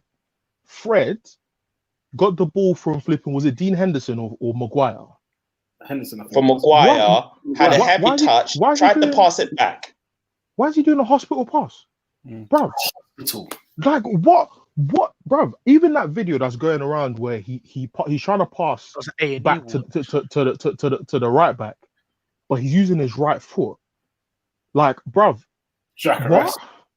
No, guys. Like, you know when man say, I know bare man that can play better than him, and they play at like Paddy and Reckon them thing there. No, guys, I know bare man better than Fred. He's not a footballer. Bare. He's not a footballer. And take the ball a half turn at least. And the thing is, he's not one of those guys that I'm gonna look at leave United and regret. He's in the Lukaku class, not in the same level, obviously, but he's in the level where if he goes, I'm not worried because when he was here, terrible. He's a shambolic midfielder. Like players that left Bournemouth and got relegated. Who was Bournemouth's number 8? Well, Lewis Cook. Was it Harriata? Lemma. Harriata's better than Fred. Oh yeah, Alex Song. I was just thinking Alex Song is better than Fred. Yeah. What we said? Winks. We said Winks. Dennis Suarez better than Fred. I'm just at least Winks is a 5 out of 10. They are all better than Fred. No, because no. But the point is, you don't have to be much to be better. Yes, I love Dennis Suarez, by the way. Tell me one game you've watched Fred and he's created a chance. Don't worry, I'll wait. I'm not his fan at all. You know me. This brother. You know what I'm like, Ernest? I get disgusted with poor signings. I get sick with poor signings. I treat it like it's my own team. I get disgusted and sick when I see trash. No. How have you gotten worse? No, how like most players do an upward trajectory, even if it takes them a longer time. Fred was not terrible. Oh yeah, at least stagnated. This bad. Fred wasn't this bad. No, he's bad. Bro, he's giving the ball away.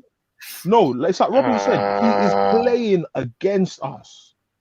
Game in, game out. And the thing is, McTominay has done what I expected Fred to do. McTominay's improved. Still not a starting midfielder, but he's better than Fred. Like, and it's nuts, bro. He's going to play every game. Also, back to that flipping Norwegian fraud. You see Ollie here? Oh, bro. I tell man all the time. Ollie, Fred is top 20 midfielders in the league. Guys, you see today, David, wake up. Abdi's going in the Hall of Fame.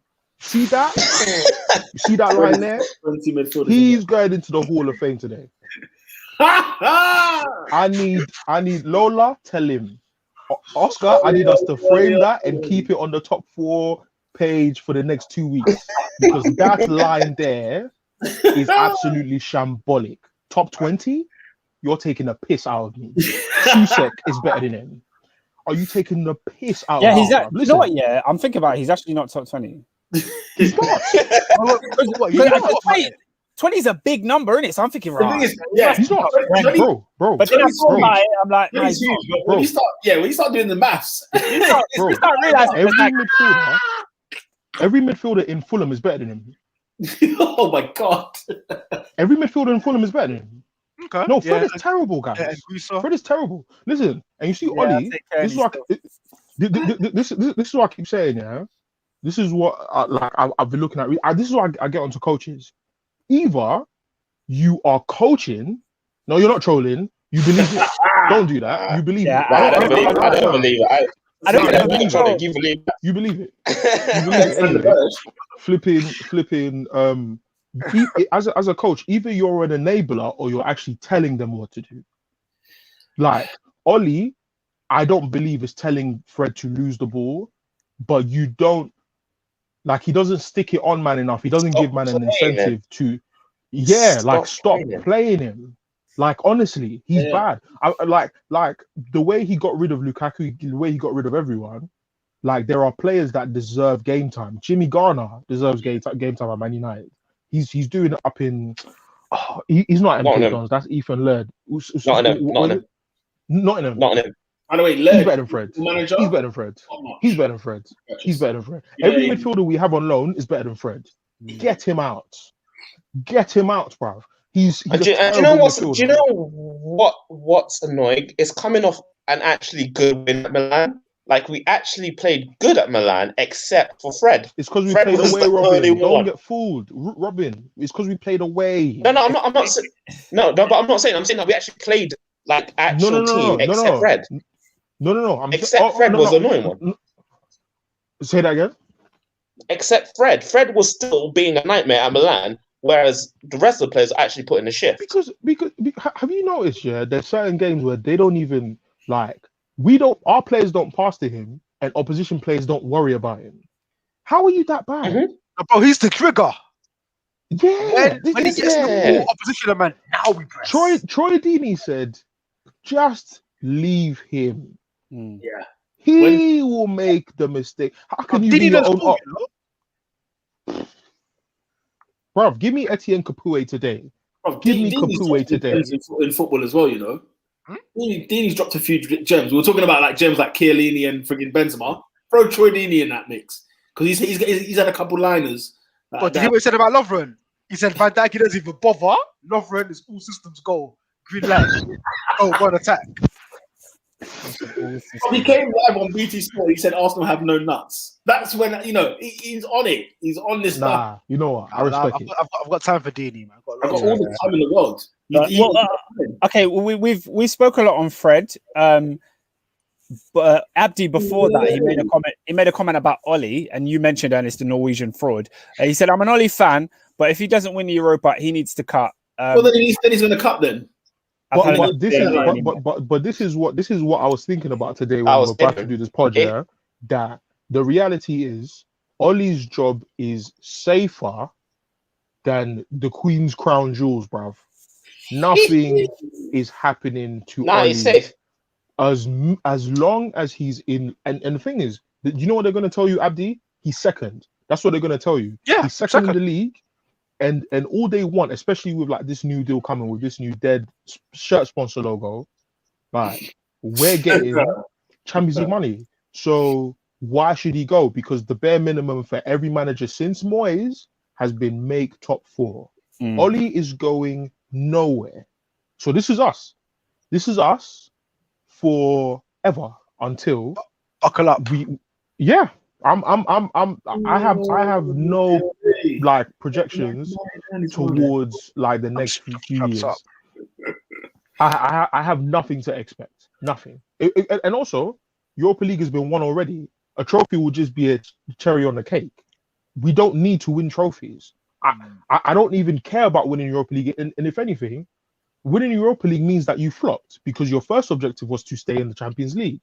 you got relegated to the Europa League. So Yeah. it is not a success if you win the Europa League. It's a It is vanity an project epic for Oli. failure. Bruv, if Man United are not winning Europa League this season, then we shouldn't have a discussion. That should be bread and butter business. We are the best team in the Europa League. You win it. No, The best team, but we won't win it. we won't win the Europa League. It's the Do you same think way I told Robin, I'm not confident in finishing second. You said Emery. Do you guys think you'll make it to the final? Because I know you've got potentially you could get Roma in the next round or Ajax. Or right? Ajax. We could get slapped up by Ajax any day. They're dead, but it could happen because we're Man United. Man United won 3 games in the group stage in the Champions League and lost 3. Pathetic club. Pathetic club. I have no hope. United could go out on like a 3-3 draw with Ajax, couldn't they? Remember, Rashford was on the golden boot. Thank you, Adrian. Thank you. That away trip in Istanbul. Guys, for real. Who about the clock. in your opinion, who is the favourite to win the Europa League? Abdi's Man pissing me United. off, blood. Man United, in your Man opinion? United. Man United. Man United on paper are the favourites. Man United are the best team left, yeah. Interesting. What, better than Villarreal?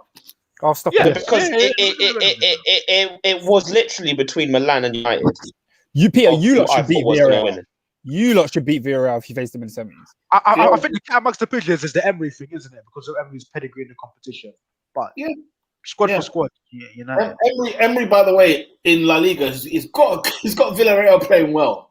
They're doing all right, man. We said the same thing about Sociedad. Under what Who were first? Under They what were manager? first when we drew them. So No, when the draw was done, Yeah. I'm They not were saying top. in this particular podcast, but there was chat that David Silva's got them playing football and they were going to turn us up. They did nothing.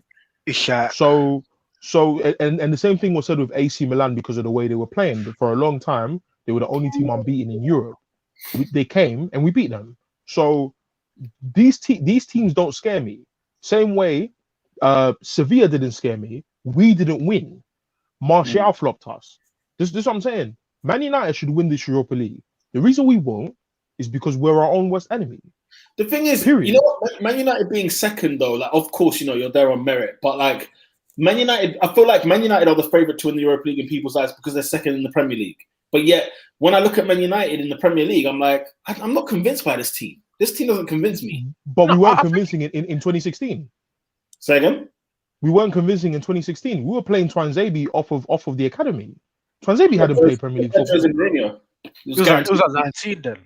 was guaranteed to be your title. Yeah, Jose Mourinho. No, but the same reason that Jose didn't win every other trophy that he was supposed to win. He lost. He lost because he put Phil Jones. He lost to Chelsea because he put Phil Jones at back 4. So the Jose, bruv, we were not supposed to win the Europa League in the same way we're not supposed to win now because our second is a fake second in a weird way. It's not. It's like we're really second because Chelsea as a team are playing more cohesively. Chelsea are playing the way that I would not in the particular way, but I like patterns of play. I like structure. I like seeing good footballing culture. Yeah. We are vibes, and inshallah.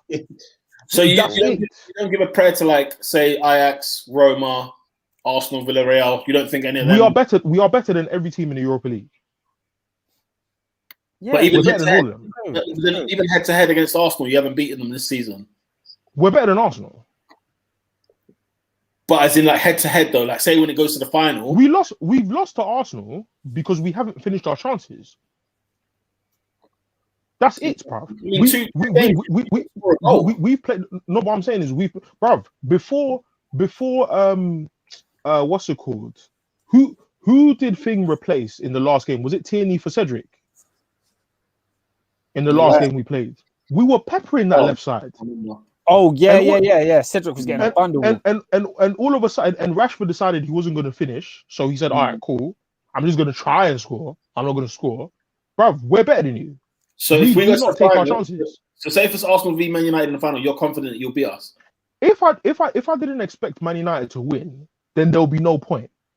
If I see Man United against Arsenal in the final, Mm-hmm. what I'm saying is Arsenal have beat us in their head-to-head, but that's still not a reason to lose to Arsenal in the final. Yeah, because we are better than Arsenal. I 100% agree with Ernest. I That's understand interesting. where he's coming from. I have a feeling if Arsenal have Man United in the final, I think we'll play better than Man United on the day. Yeah, but should they?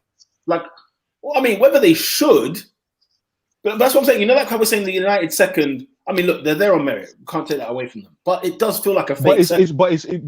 No, Peter's right because we're not a solidified. We're not the second best team in England. But a fake like Peter. Do you think Arsenal's ninth is a fake ninth? No, because Man United are good enough to be in the top 4. We were in the top 4 last year. But the second is like Liverpool have been asleep, and Chelsea look like they've made a resurgence that if they had started the season like this, they should have been there. Yeah. But that's what I mean. Like in backing your point, I think yes, Man United are maybe flattering to deceive in the league, but they're still better than Arsenal, and they should beat them. But exactly. I think both points are true. I think Arsenal are not better than United. The table has not lied, bruv. They are inconsistent. It's for me are more consistent. Yeah, no. For me, it's just a case of I feel like because what Arsenal's problem has been is the inconsistency. But when they're playing good, they look really good. And so, if Arsenal turn up good in one of the lucky roulette wheels, depending on what Arsenal turn up, if Arsenal play good, if Arsenal turn up and they're the good version, I think they'll actually play better than Man United. Like if Arsenal play like they did against, I don't know, Tottenham, then yeah, they win the game. So let's see. Carry on. Boss Endo said Man United haven't beaten Arsenal since 2018. Allow it. They have finished above Arsenal twice in 7 years and have won less trophies in that time. Oh, interesting. But that doesn't disprove my point. Yeah, I don't think it changes much. Arsenal United results-wise favours Arsenal, but United for me have the better team overall this season. I think we all understand that one. Lola said, Peter. Why am I fibbing? Oh yeah, so Peter, you're fibbing. Villarreal are not playing well. They're doing all right. There is a reason that none of that Emery prop is making the rounds anymore. I mean, look, they've lost. I think Emery has lost 4 or 5 games this season in La Liga. That's not bad. Villarreal. Pete, he's only lost 5. He's drawn too many games, 13-1-10. Yeah. This is. Yeah. Yeah. He's not lost in Europa League at all, bro. I am scared. I do not want Villarreal. Bro, Emery's big dog for the Europa League, you know. I don't want it. I don't want it, bro. So wait. So he hasn't lost a game in the Europa League, and he's only lost 5 in the league. Yeah, and they've lost 2 of their last 3. So 3 games ago, they'd only lost 3. Who's playing Villarreal? They got potentially Arsenal if they get to the semis. They've got they got Dynamo. Is it Zagreb? Yeah. Yeah. For me, the Europa League, for me, it's the teams of it's easy to say, like Emery and Sevilla and blah, blah. He's drawn 13 games. Good. That's a mad stat. That's a crazy one. Yeah. He's drawn 13. So that means he's won about maybe 10. Nothing crazy, right? But the fact he's only lost 5, and you said, what was it, 2 in the last 3, Oscar? So he had only lost 3 up until the last couple of weeks.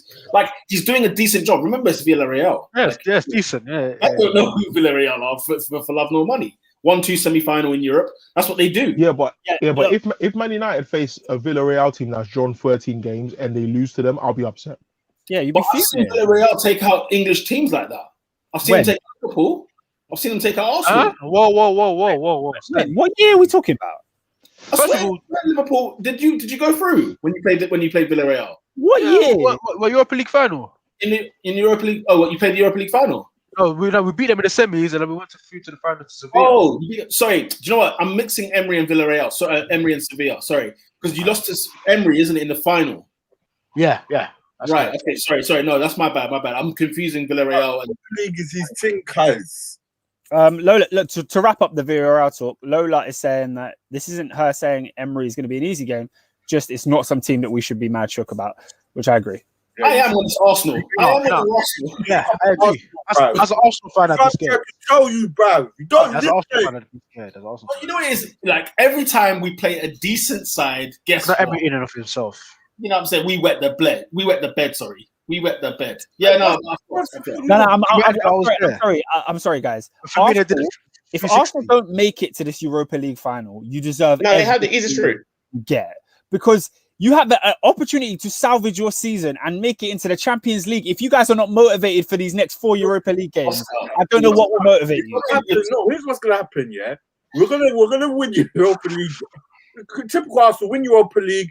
Everything's nice and shiny, and then we're getting piped next week. I'm happy, but I don't hear nothing. But the thing is, I'll take it, you know. Arsenal will get a PSG and Mbappe and Neymar. That's not the point, though. That's not the point.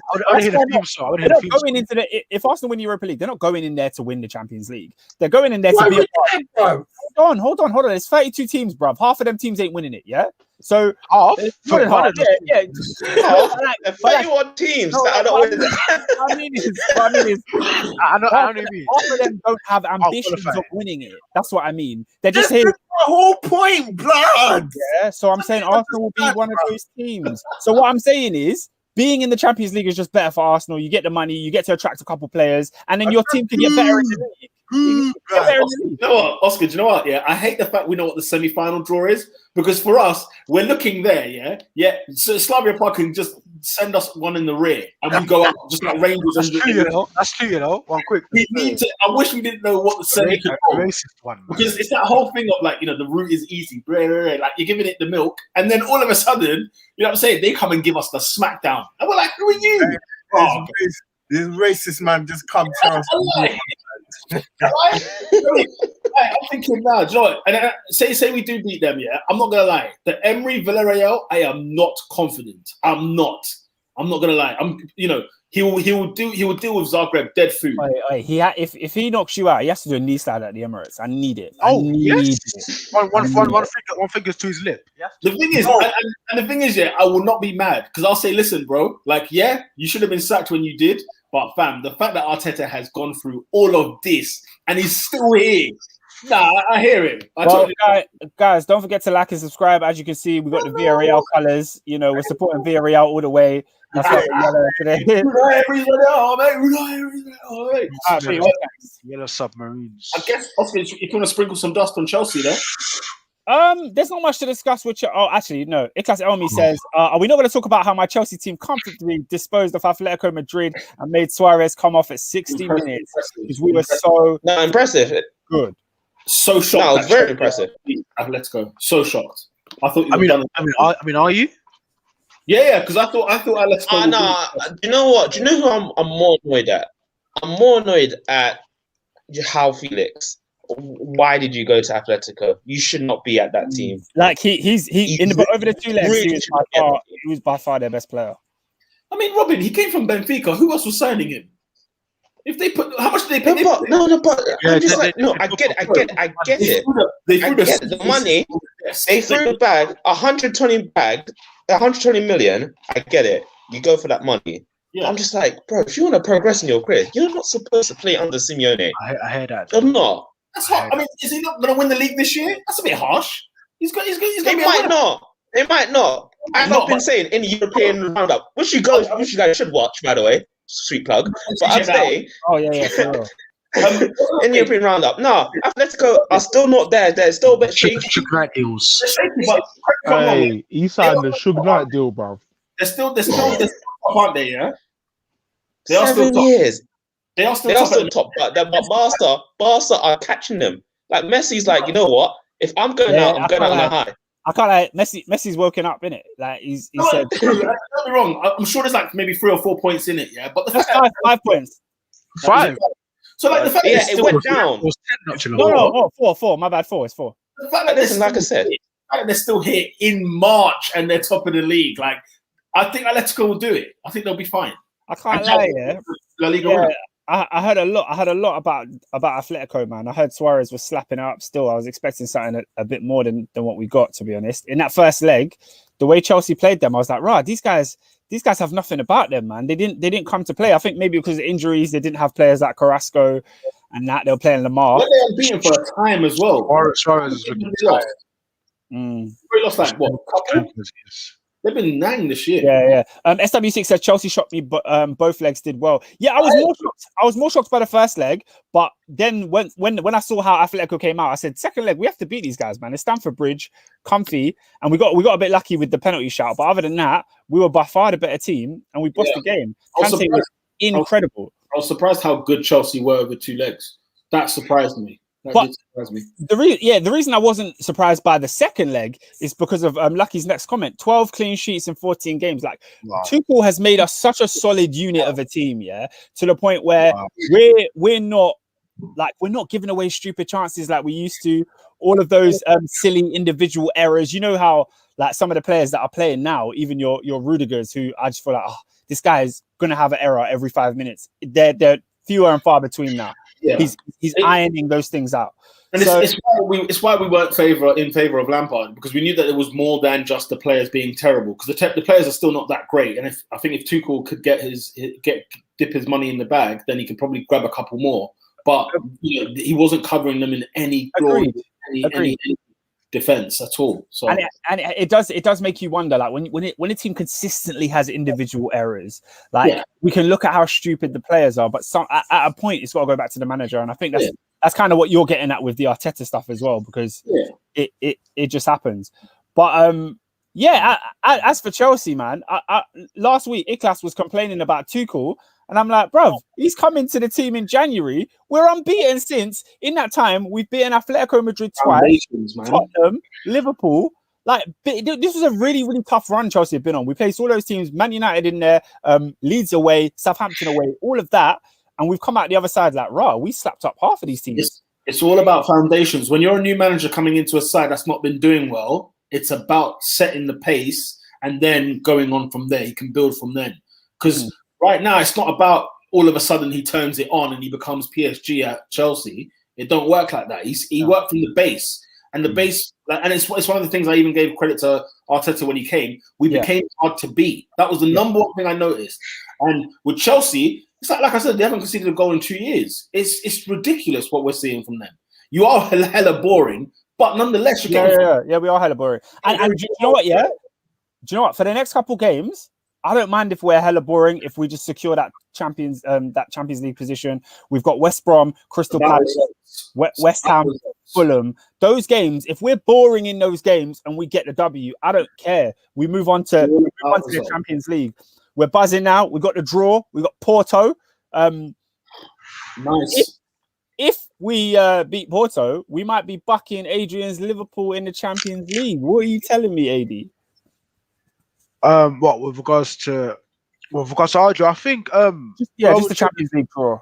Yeah, I think Real Madrid is probably one of the more favourable ones, and purely because I think there's some super heavyweights in there. I'm not too keen on Porto as well. Personally, I think we're not going to win the Champions League going into it with Reece, Nick. I can't remember his name. Our centre half, Nat Phillips. Going into it with that Nat Phillips and Ozan Kabak. I think let's be realistic here, but I've heard a couple of podcasts, I've heard a couple of people saying things. The finals in Istanbul this year. But the thing is that those little signifiers. The final is in Istanbul. You could face Chelsea in the semis. That all comes in 2005. Listen, I mean, isn't it? If we're talking that far down the line, surely he's. I'll be honest, but I don't know if we could Van Dijk. Even if it is fit, what Van Dijk is going to come back? You know what I mean? Yeah, that's not going to be the same. That's a reach. Listen, Van Dijk can be a hologram on that pitch. You need the brain there. You're telling me. Obviously, exactly. The defender has been scored. Nah, man. Werner will have him up. He can be in one. He can make him stand in one vicinity for 90 minutes. Yeah, what?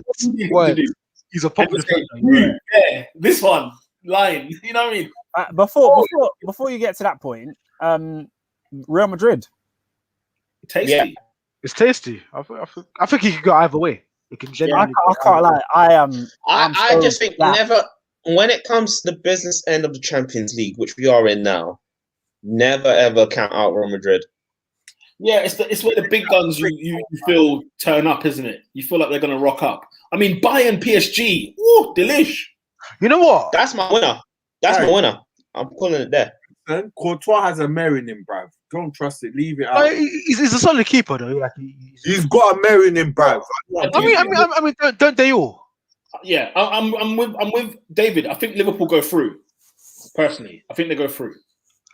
I think Madrid go through. Listen, if I didn't. any other team, I would say, yeah. It's from Madrid. I lie. It's not that Madrid, man. I lie. Chelsea, Liverpool in the semi-final, man. Back to the good old. I'll put it out there now. I don't want Liverpool. I don't want them at all. I want to face Real Madrid. I'm not trying to face Liverpool because them man are too. Nah, hey, man, question is this the Pep Guardiola banana skin here? Which one? Haaland's definitely scored in a couple. Oh God! Is this the thing? Is, do you know what? They can't defend. No, my question is, who's actually winning the Champions League, guys? Because all of these games is a different. I said everyone. There's a reason I put that question in the group chat this week. I said, if Bayern face City over 2 legs, who do you man think is winning? I genuinely think this is Pep Guardiola's year, and I think they go all the way. The only way I don't think they win it is if they face Chelsea in the final, because I think we'll beat them. But yeah, no, I think. But didn't we say this last year though? I think it's Pep's, bruv. Yeah, we might have, but it's a new year, and I'm saying it again. No, we said Pep. We said it was Pep's year, and then they lost to Lyon out of the blue. Yeah, that's the thing. It's always Pep's year. Yeah, he always loses to Lyon, or he loses to Spurs, or he'll lose to an underdeveloped Liverpool team. It's like Dortmund are a shower of crap defending at the back. They can't defend, bro. They can't defend. They can't defend. But they can't defend. But they have the robot. Yeah, that's the. Dortmund are air blood. Pep's gonna. I believe you. Winning the Champions League, bro. End of story, bruv. You know this, bruv. Come on, man. My stance is if you can't beat Bayern, you're not winning the Champions League. I don't think so.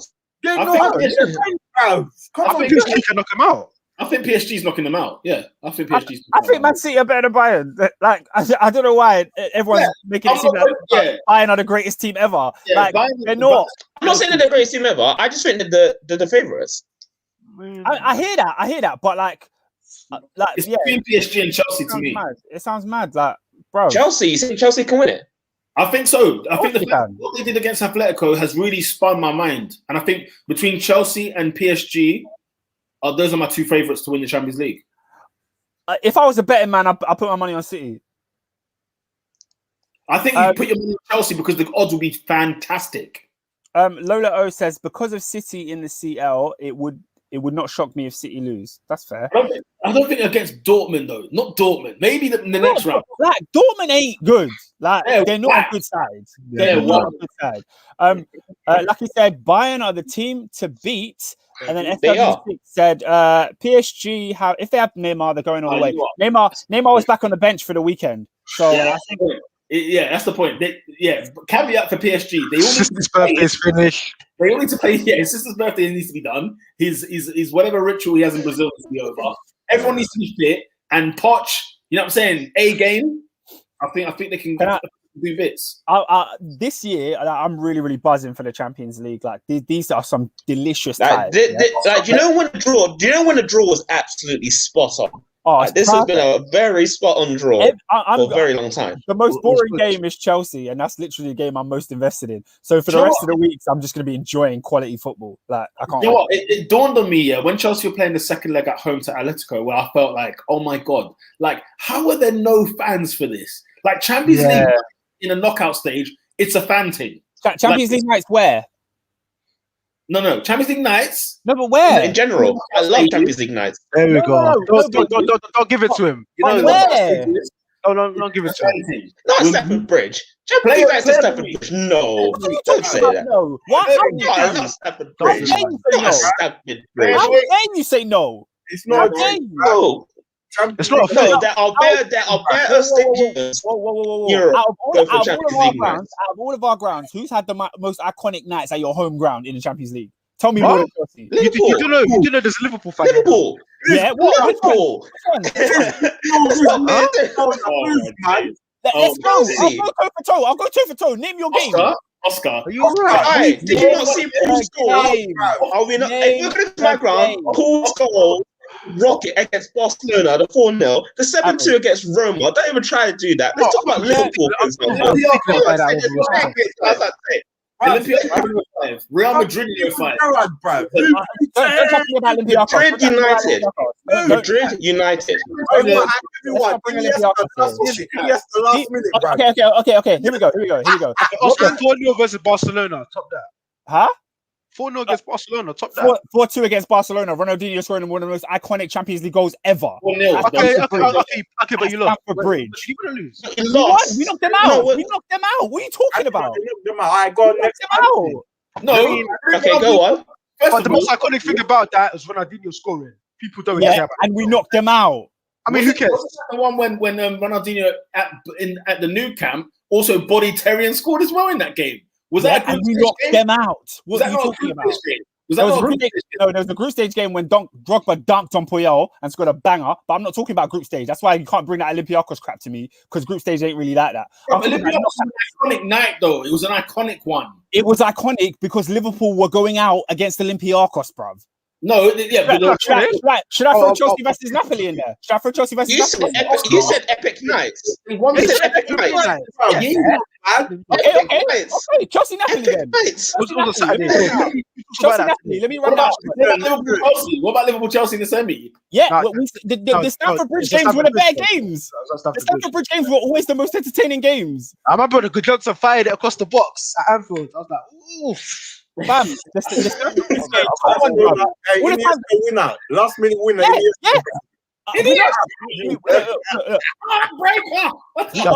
out, man. We lost that night, but again, iconic Champions League nights at Stamford Bridge, baby. What's the one when we saw the brown envelope get passed? What was the one? Barcelona, when the referee gave us like 4 penalties. that night, that one I'll give it to you. Guys, Stamford Bridge is the iconic Champions League venue, bro. Whoa, steady. It is. The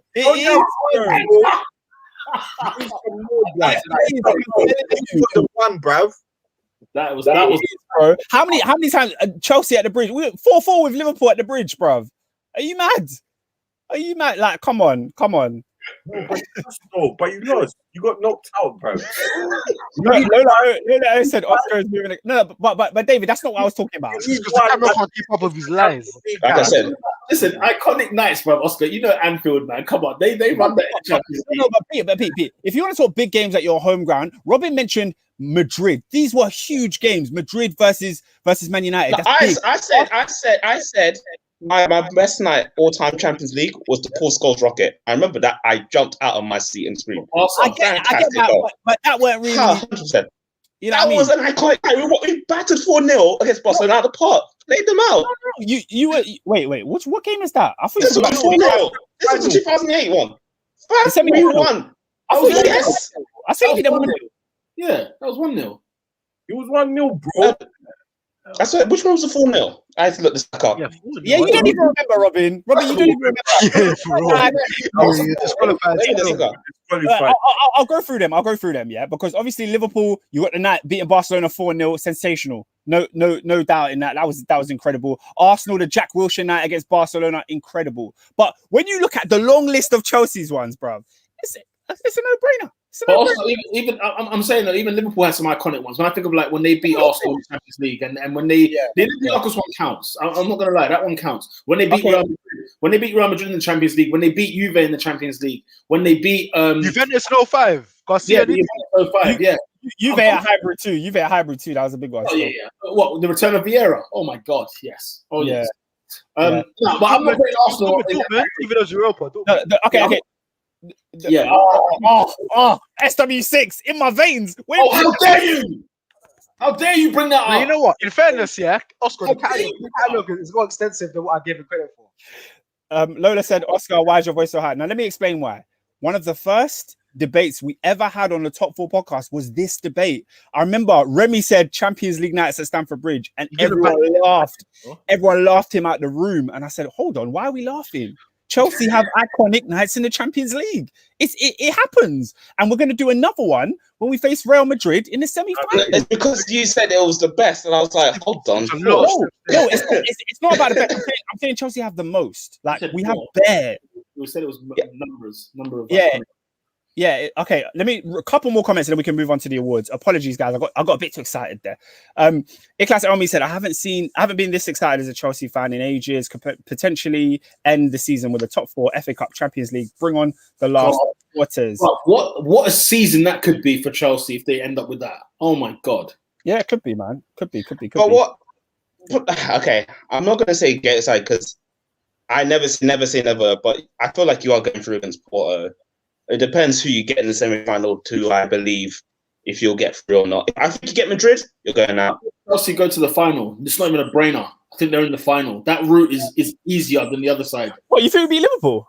Yeah. With this defense, First of all, if you get an English side, you're through. But then secondly, with what you did to Atletico, like that put for me, it put Chelsea in the radar. Guys, can I be honest with you? Like, I feel like we're ranking Atletico against this mighty European force. Nah, Adrian, man. Oh, don't do that. Don't do that.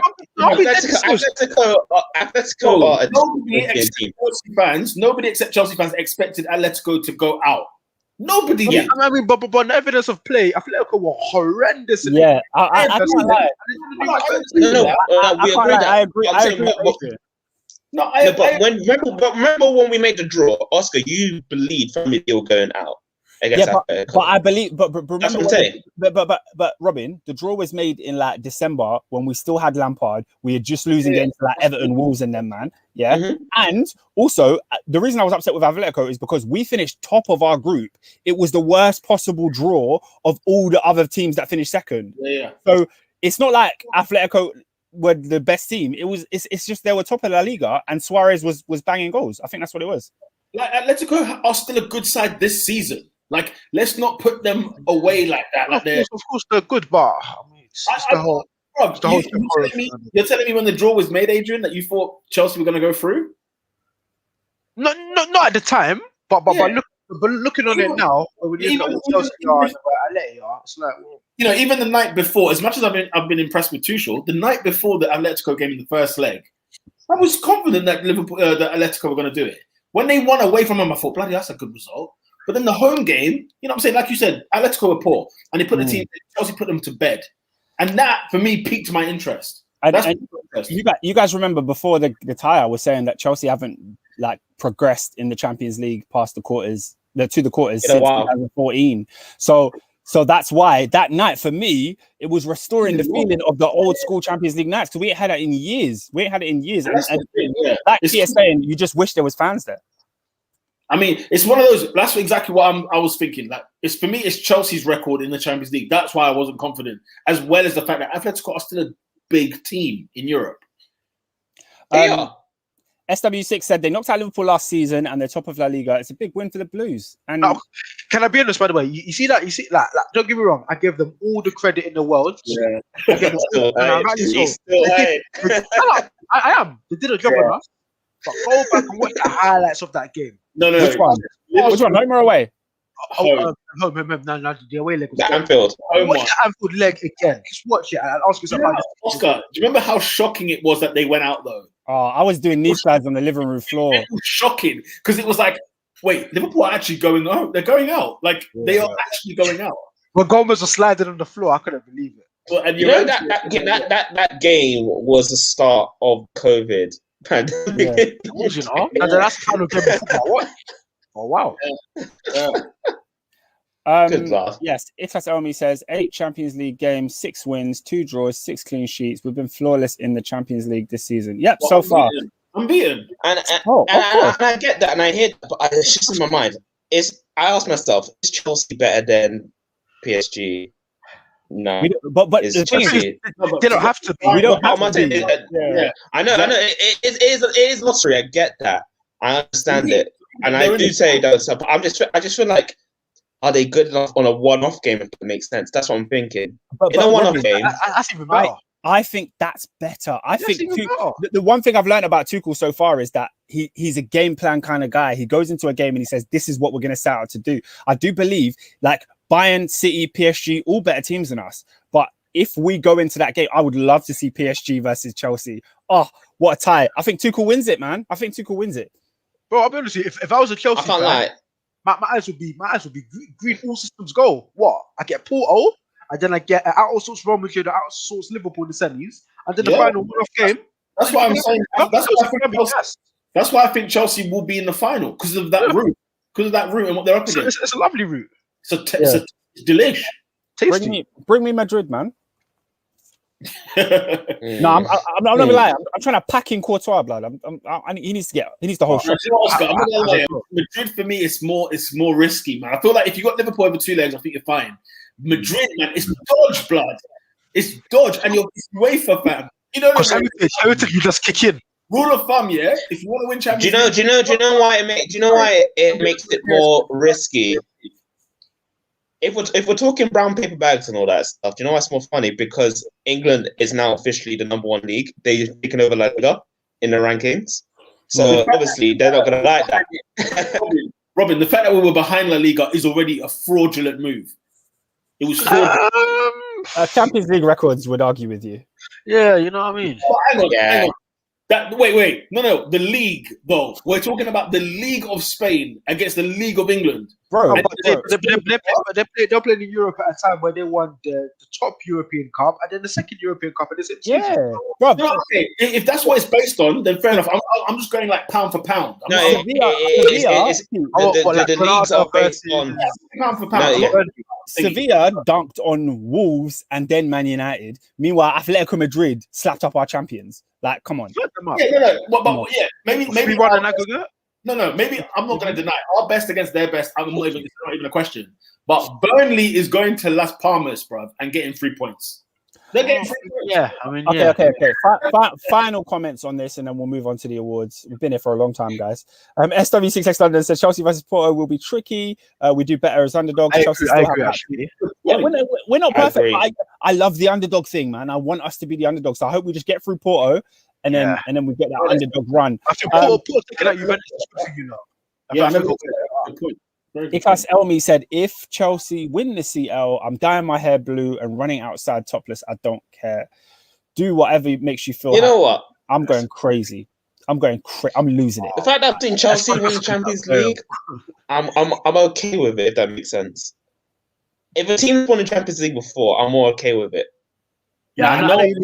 City can't win it. City can't win it. English That's team, what I'm saying. they can't win it. Guys, all I'm saying is, like, if Chelsea win the Champions League, I'm going to be unbearable. I know. I'm going to be. You thought Adrian was bad with his Champions League and Premier League. I don't even think I was bad. He didn't milk it enough.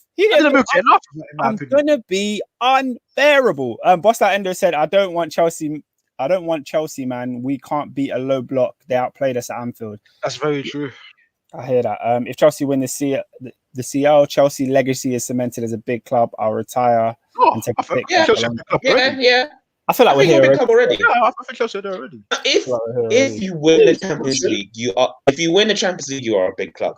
That's how I feel. Yeah, and then we can sit here and say, look, Lampard won a Champions League. What a great manager he is. You did. Same as AVB. In that sense, then, is Porto a big club to you, Robin? Yeah. Interesting. Porto, they're the only Portuguese team to won the Champions League. Oh, the only one. I held to them. No, Benfica. Yeah, the only team. Benfica, Benfica 1950.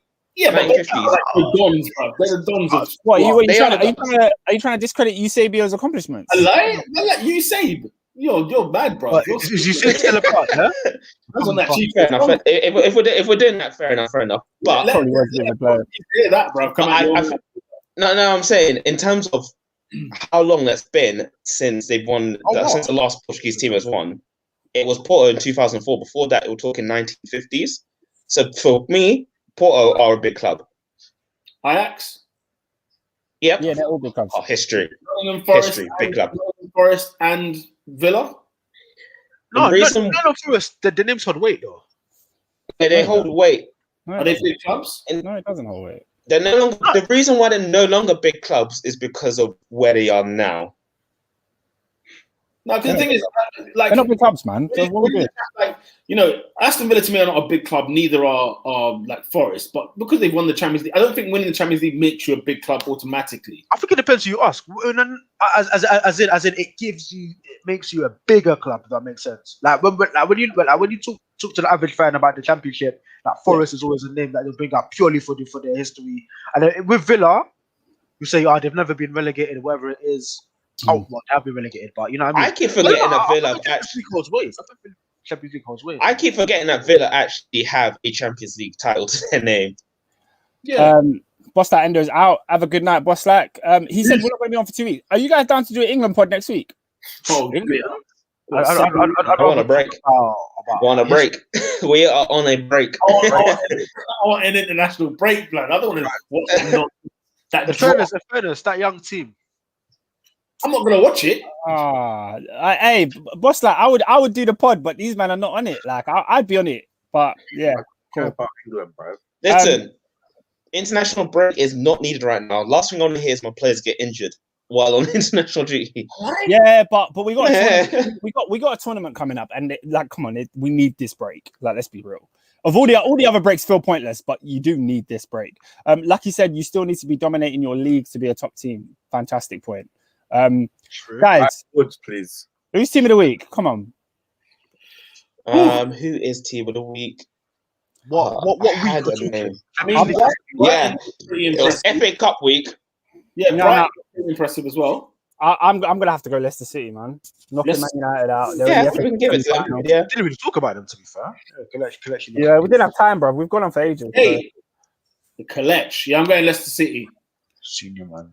Leicester City, senior man. Leicester. Okay. Who is Plur? Plur of the week. Guys, do you know what? Yeah. Because I thought about this earlier. I know I'm sort of circumventing the rules here, but what Mislav Orsic done was absolutely. I'm so sorry, guys. No. He went into. Thank you, Danny. He went into a home game 2-0 down against a far superior side. He pulled off not one, not two, but 3 worldies to take his club through. Hat trick on the night, bro. No, it has to be. You know what? I am backing that statement. I'm backing.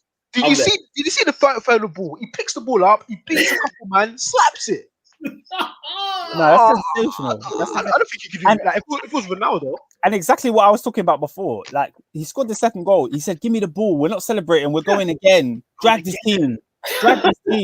You know what? Dead food, fam. I'm getting them. We're getting them. Yeah, that's him. It's done. Now, I'm slightly salty now because when I tried to give Ajax 13-0, you guys weren't having it. But hey ho. I guess part-time plumbers and electricians. Come on, man. In fairness, it was a Prem week though. Oh, like no. You know what? Robin's got every right to be salty, but we're gonna give it to Orsic, whatever his name is. Yeah, it has to be Orsic. You're talking about a league where them man are thinking about joining up with Belgium and doing the combo league. Get out of it. Listen, no, the combo league. No, you don't rate the Dutch league. That's rude. I like the Dutch league though. Why would I rate the Dutch league? Robin, I don't rate the Bundesliga. I'm damn sure I ain't rating the Dutch league. The Dutch league's better than the Bundesliga. I'm sorry. In terms of technical football, as in quality football. I mean, okay. Yeah, that's what I'm saying. Yeah. All right. Who player of the week though? Orsic, yeah? Yeah, Orsic. Right. I was probably Iniacho, but yeah. Iniacho's the week. Second place. Goal of the week has to be Jesse Lingard for me. Wow. Ooh, that was nasty. Top bins. Top bins. What is that thing he does? How does he do it? I can't. Pete, how old are you, man? Come on, Pete. Man's moving like a dad. No kids. Yeah, Jesse got of the week, man. That touch was lit. Lucky said no, Peter. I don't know what that's in reference to. Maybe me trying to do the J Lings. Probably me trying to do the Lings. Yeah, Jesse Lingard. Okay, cool. Who's not that guy this week, bro? You see when Dowdy's silently flicking through the phone. You know what's happening. You know what's coming. This is a very simple one. Yeah, easy. Oh, very simple. Before you start, yeah. Should we induct him in here? Only reason why I'm saying this because obviously Hall of Fame is a bit of a banterful thing, you know what I mean? But this individual, he's a nasty piece of work. But go for it. Nasty. I thought, nah, man, he can't put in. Nah, David, go. David, do your thing. Do your thing.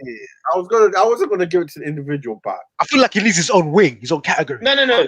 It's individual on top. So the individual's the highlight, the star of the like it's a Christmas tree. He's the star of the tree, but it trickles down to the rest. That's how I feel. I won't give to this week. I won't give it to. It has to go to the club, bro. I'm sorry. Yeah.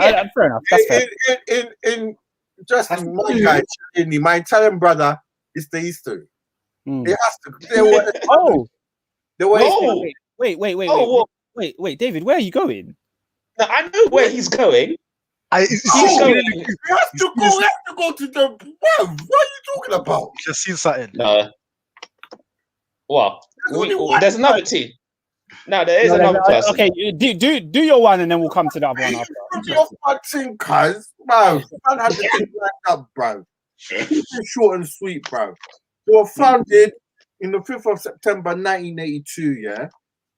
And all they've ever won is 2 league titles, 8 FA Cups, 4 League Cups, 7 Community Shields, a European Cup, and 2 UEFA Cups. That's a lot, though. But this was before, when was it, though? When was the last time they won a trophy, bruv? League Cup. Was it not League Cup, bruv? League Cup 2008. And before that, when was the last one, bruv? In the 90s, whatever. Before I was born. Ardiles. Before Peter was Ardiles. Other Spanish bloke. Right? That came from Wigan or whatever. Their thing, their motto is, let me say the thing. Audrey est français. Today is to do, bruv. Yeah. Oh, horrible slogan. Today is to do. And do you know what they did? Titles, you've only won 2. And do you know what they did this week? They dared to lose to a team whose manager got arrested. He's in bin, bruv. For what? HMP. I said HMP Zagreb. As I said, fake Real Madrid with all the all-white team, cuz Tottenham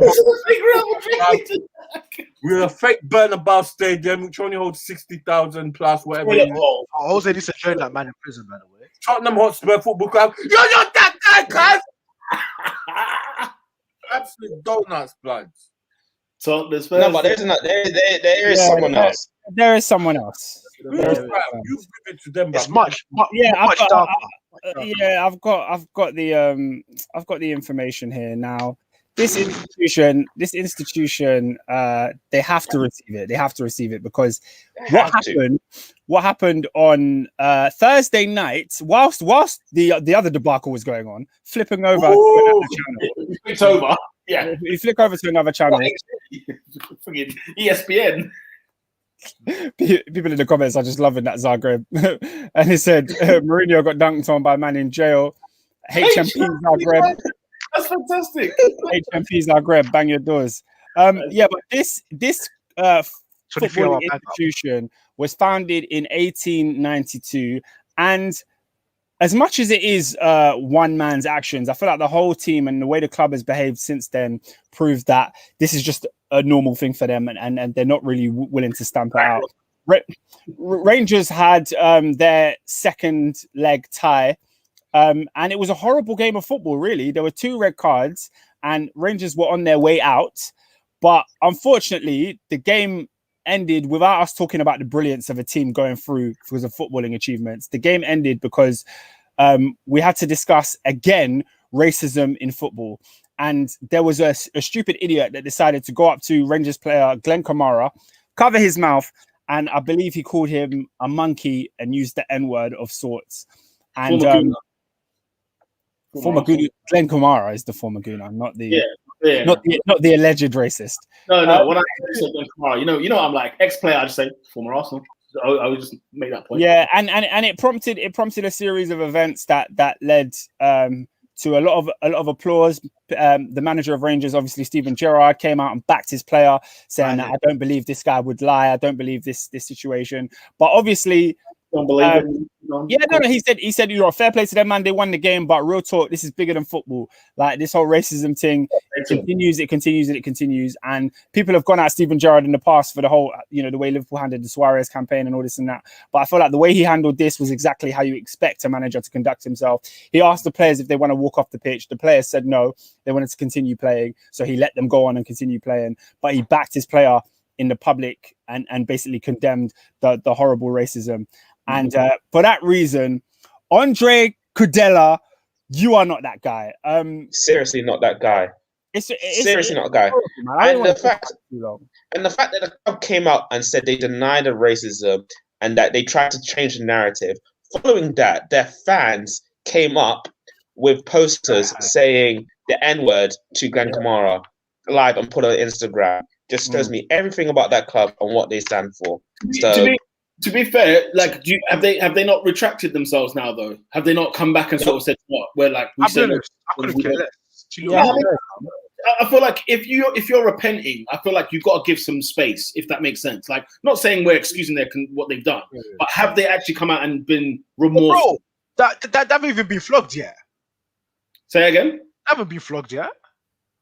Oh, being flogged out of competition? No, as in, where's the punishment? I think the investigation is still going on, but I'm sure I saw. They came out and said they roasted and they deny any allegations. The first time, yeah, but I think the second time they've not come out since.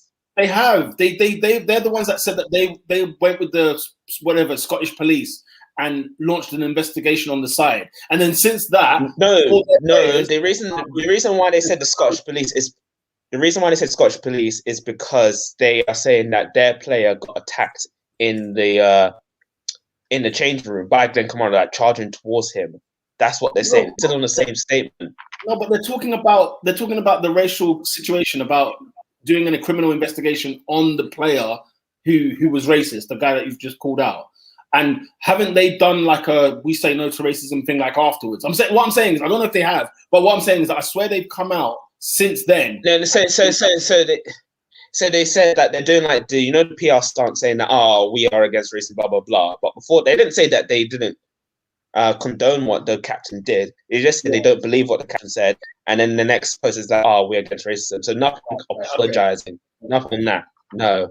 Right. Okay. There are scum, and it's not the first time. It's not the first time because the same thing happened to Lukaku, and Lukaku reported it on the same team, and UEFA came out and said that Lukaku needs to apologize because he's saying a big allegation and they don't believe it. And that's why I'm just like, this is long. Shout out to Caesar Sense, man. He said, to be honest, any remontada is performative. I don't expect true repentance because they are 180. Fair enough. It's an iPhone notes thing. No, fair enough. The lawyers told them, you know what? Is it one of them where we're expecting it against the Arsenal then as well? Then, yeah. You don't have to beat them. No, you have to beat them just for that reason alone. Them. I swear. Mercilessly. I swear. Did you man see? There's a tweet of the meme that you lot put out, which I was dying in the group chat, where that American brother with the MAGA hat, and he's like, "You see that racism right there? That's the racism I need that." I like that. That guy that tweeted that he, fair enough, racism, whatever, boom, boom, boom, but Arsenal still need to go out. Is that what the tweet was? Yeah, the tweet. Yeah. Like, if Arsenal lose to Slavia Prague, that's the kind of racism I like. I need that. That's what he said. Guys, he had to be cancelled. I'm not gonna lie, I was dying when I read that. I was laughing. A couple. One last comment before we go, I guess. Abdi065 said, "Yo, Oscar, may I ask what it's like having Peter as a brother? I can tell he's the brother that would slap you in front of everyone." First of all, that's never happened. Yeah, that's never happened.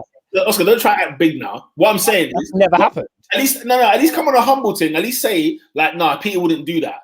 This thing of like, it would never happen. Bro, hey, I'm just saying.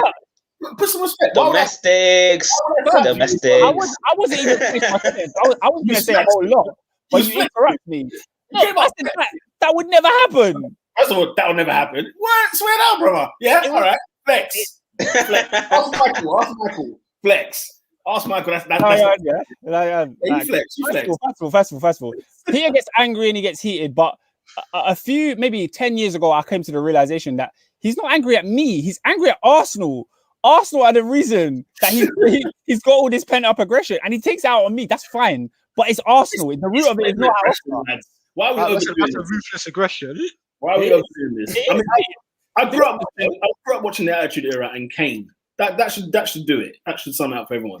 No one calls Stone Cold a friggin' mentalist, but he was a nutcase.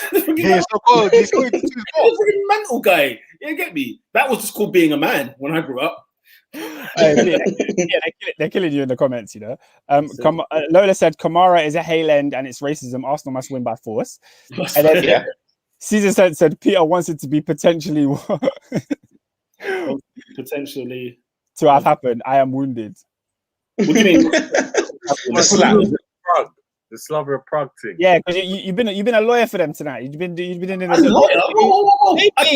They retracted their statement. Listen, guys, you know what? It's okay when you're ignorant. Yeah, if you don't know something and I'm asking information, that's not me being a lawyer for Slavia Prague. I asked the question: did they repent? That's the question I asked. Now you said, to be fair, we have to give them their fair due process. No, I swear. held their hands up. Bro, no. Got me. I literally said, I swear they came back out after they messed up. And they kind of flipped it back. That's what I asked. And you man said it was just PR. So fair enough. Yeah, no, you have to slap them up. Arsenal have to win. If you don't win, then... Oscar, You're listen. asking the wrong team, bro. You're asking the wrong team. If you want guaranteed slappage, listen, it's Listen, Gerard didn't. Oh my goodness. Gerard's mad, yeah, when Gerard was hugging him, bro. I was like, yo, this is a madness, bro. You know, like it's peak times, blood. My man was hugging. Did you not see that performative Celtic thing? Ooh. Yeah, even they were like, let's show racism the red card. Was it Steve Brown? He walked Scott Brown. My bad. He walks around topless in the snow. He walked up and he gave Glenn Kamara the high five. I was like, do you know what? I rate it. But they were like, we're not giving you the guard of honor. These times you're supposed to give the guard of honor. So they said, no, we're not doing it. Why did they not do it? That's pathetic. They didn't want to, did it? They were like, nah, On that, bro. Abdi, you're right, bro. Oscar has never rated me in his life. I think there was a time. He did. I think there was a time. I think 28 years. I've never seen it. Nah, man. Nah. You just need to take your anger out on Arsenal and not me. I'm even taking it out on you. Jesus. All right. Arsenal were 2-0 down and you came for me in the WhatsApp group like it was my fault. No, bro. Like, I came for everyone's head top. I came for everybody. Right. Come for your team, not for us. It's not us that made you lose. I come for you guys because I came for my team and I was talked about for coming for my team. Yeah, to be all right, thank you guys so much for watching. Please like, please subscribe, and share this video out to your friends and fam. Yeah, we're going to be gone for a couple of weeks because these guys don't want to do an England pod. I want to do it. Yeah, do it then. Yeah. Do it. You can do it. You can do it. Now, like them Dave and Quinn and Charlie. I might find a few friends and talk about how Eric Dyer is playing in the back three for England. How that looked to get San Marino. Flipping hell. I'm so sorry, man. What does Ben Godfrey have to do? He literally forgot about Michael Keane. Forgot about him. Keane's been good. He literally forgot about him. Yeah, I'm so sorry, man. Hilarious, bro. Peter, not Rob Holding, no? Rob Holding? No. I would have him in the England team. I know you would. That's why I asked you. Yeah. If Dyer can make it. He's one more than Pochettino. Oh, come on. Rob Holding. All right.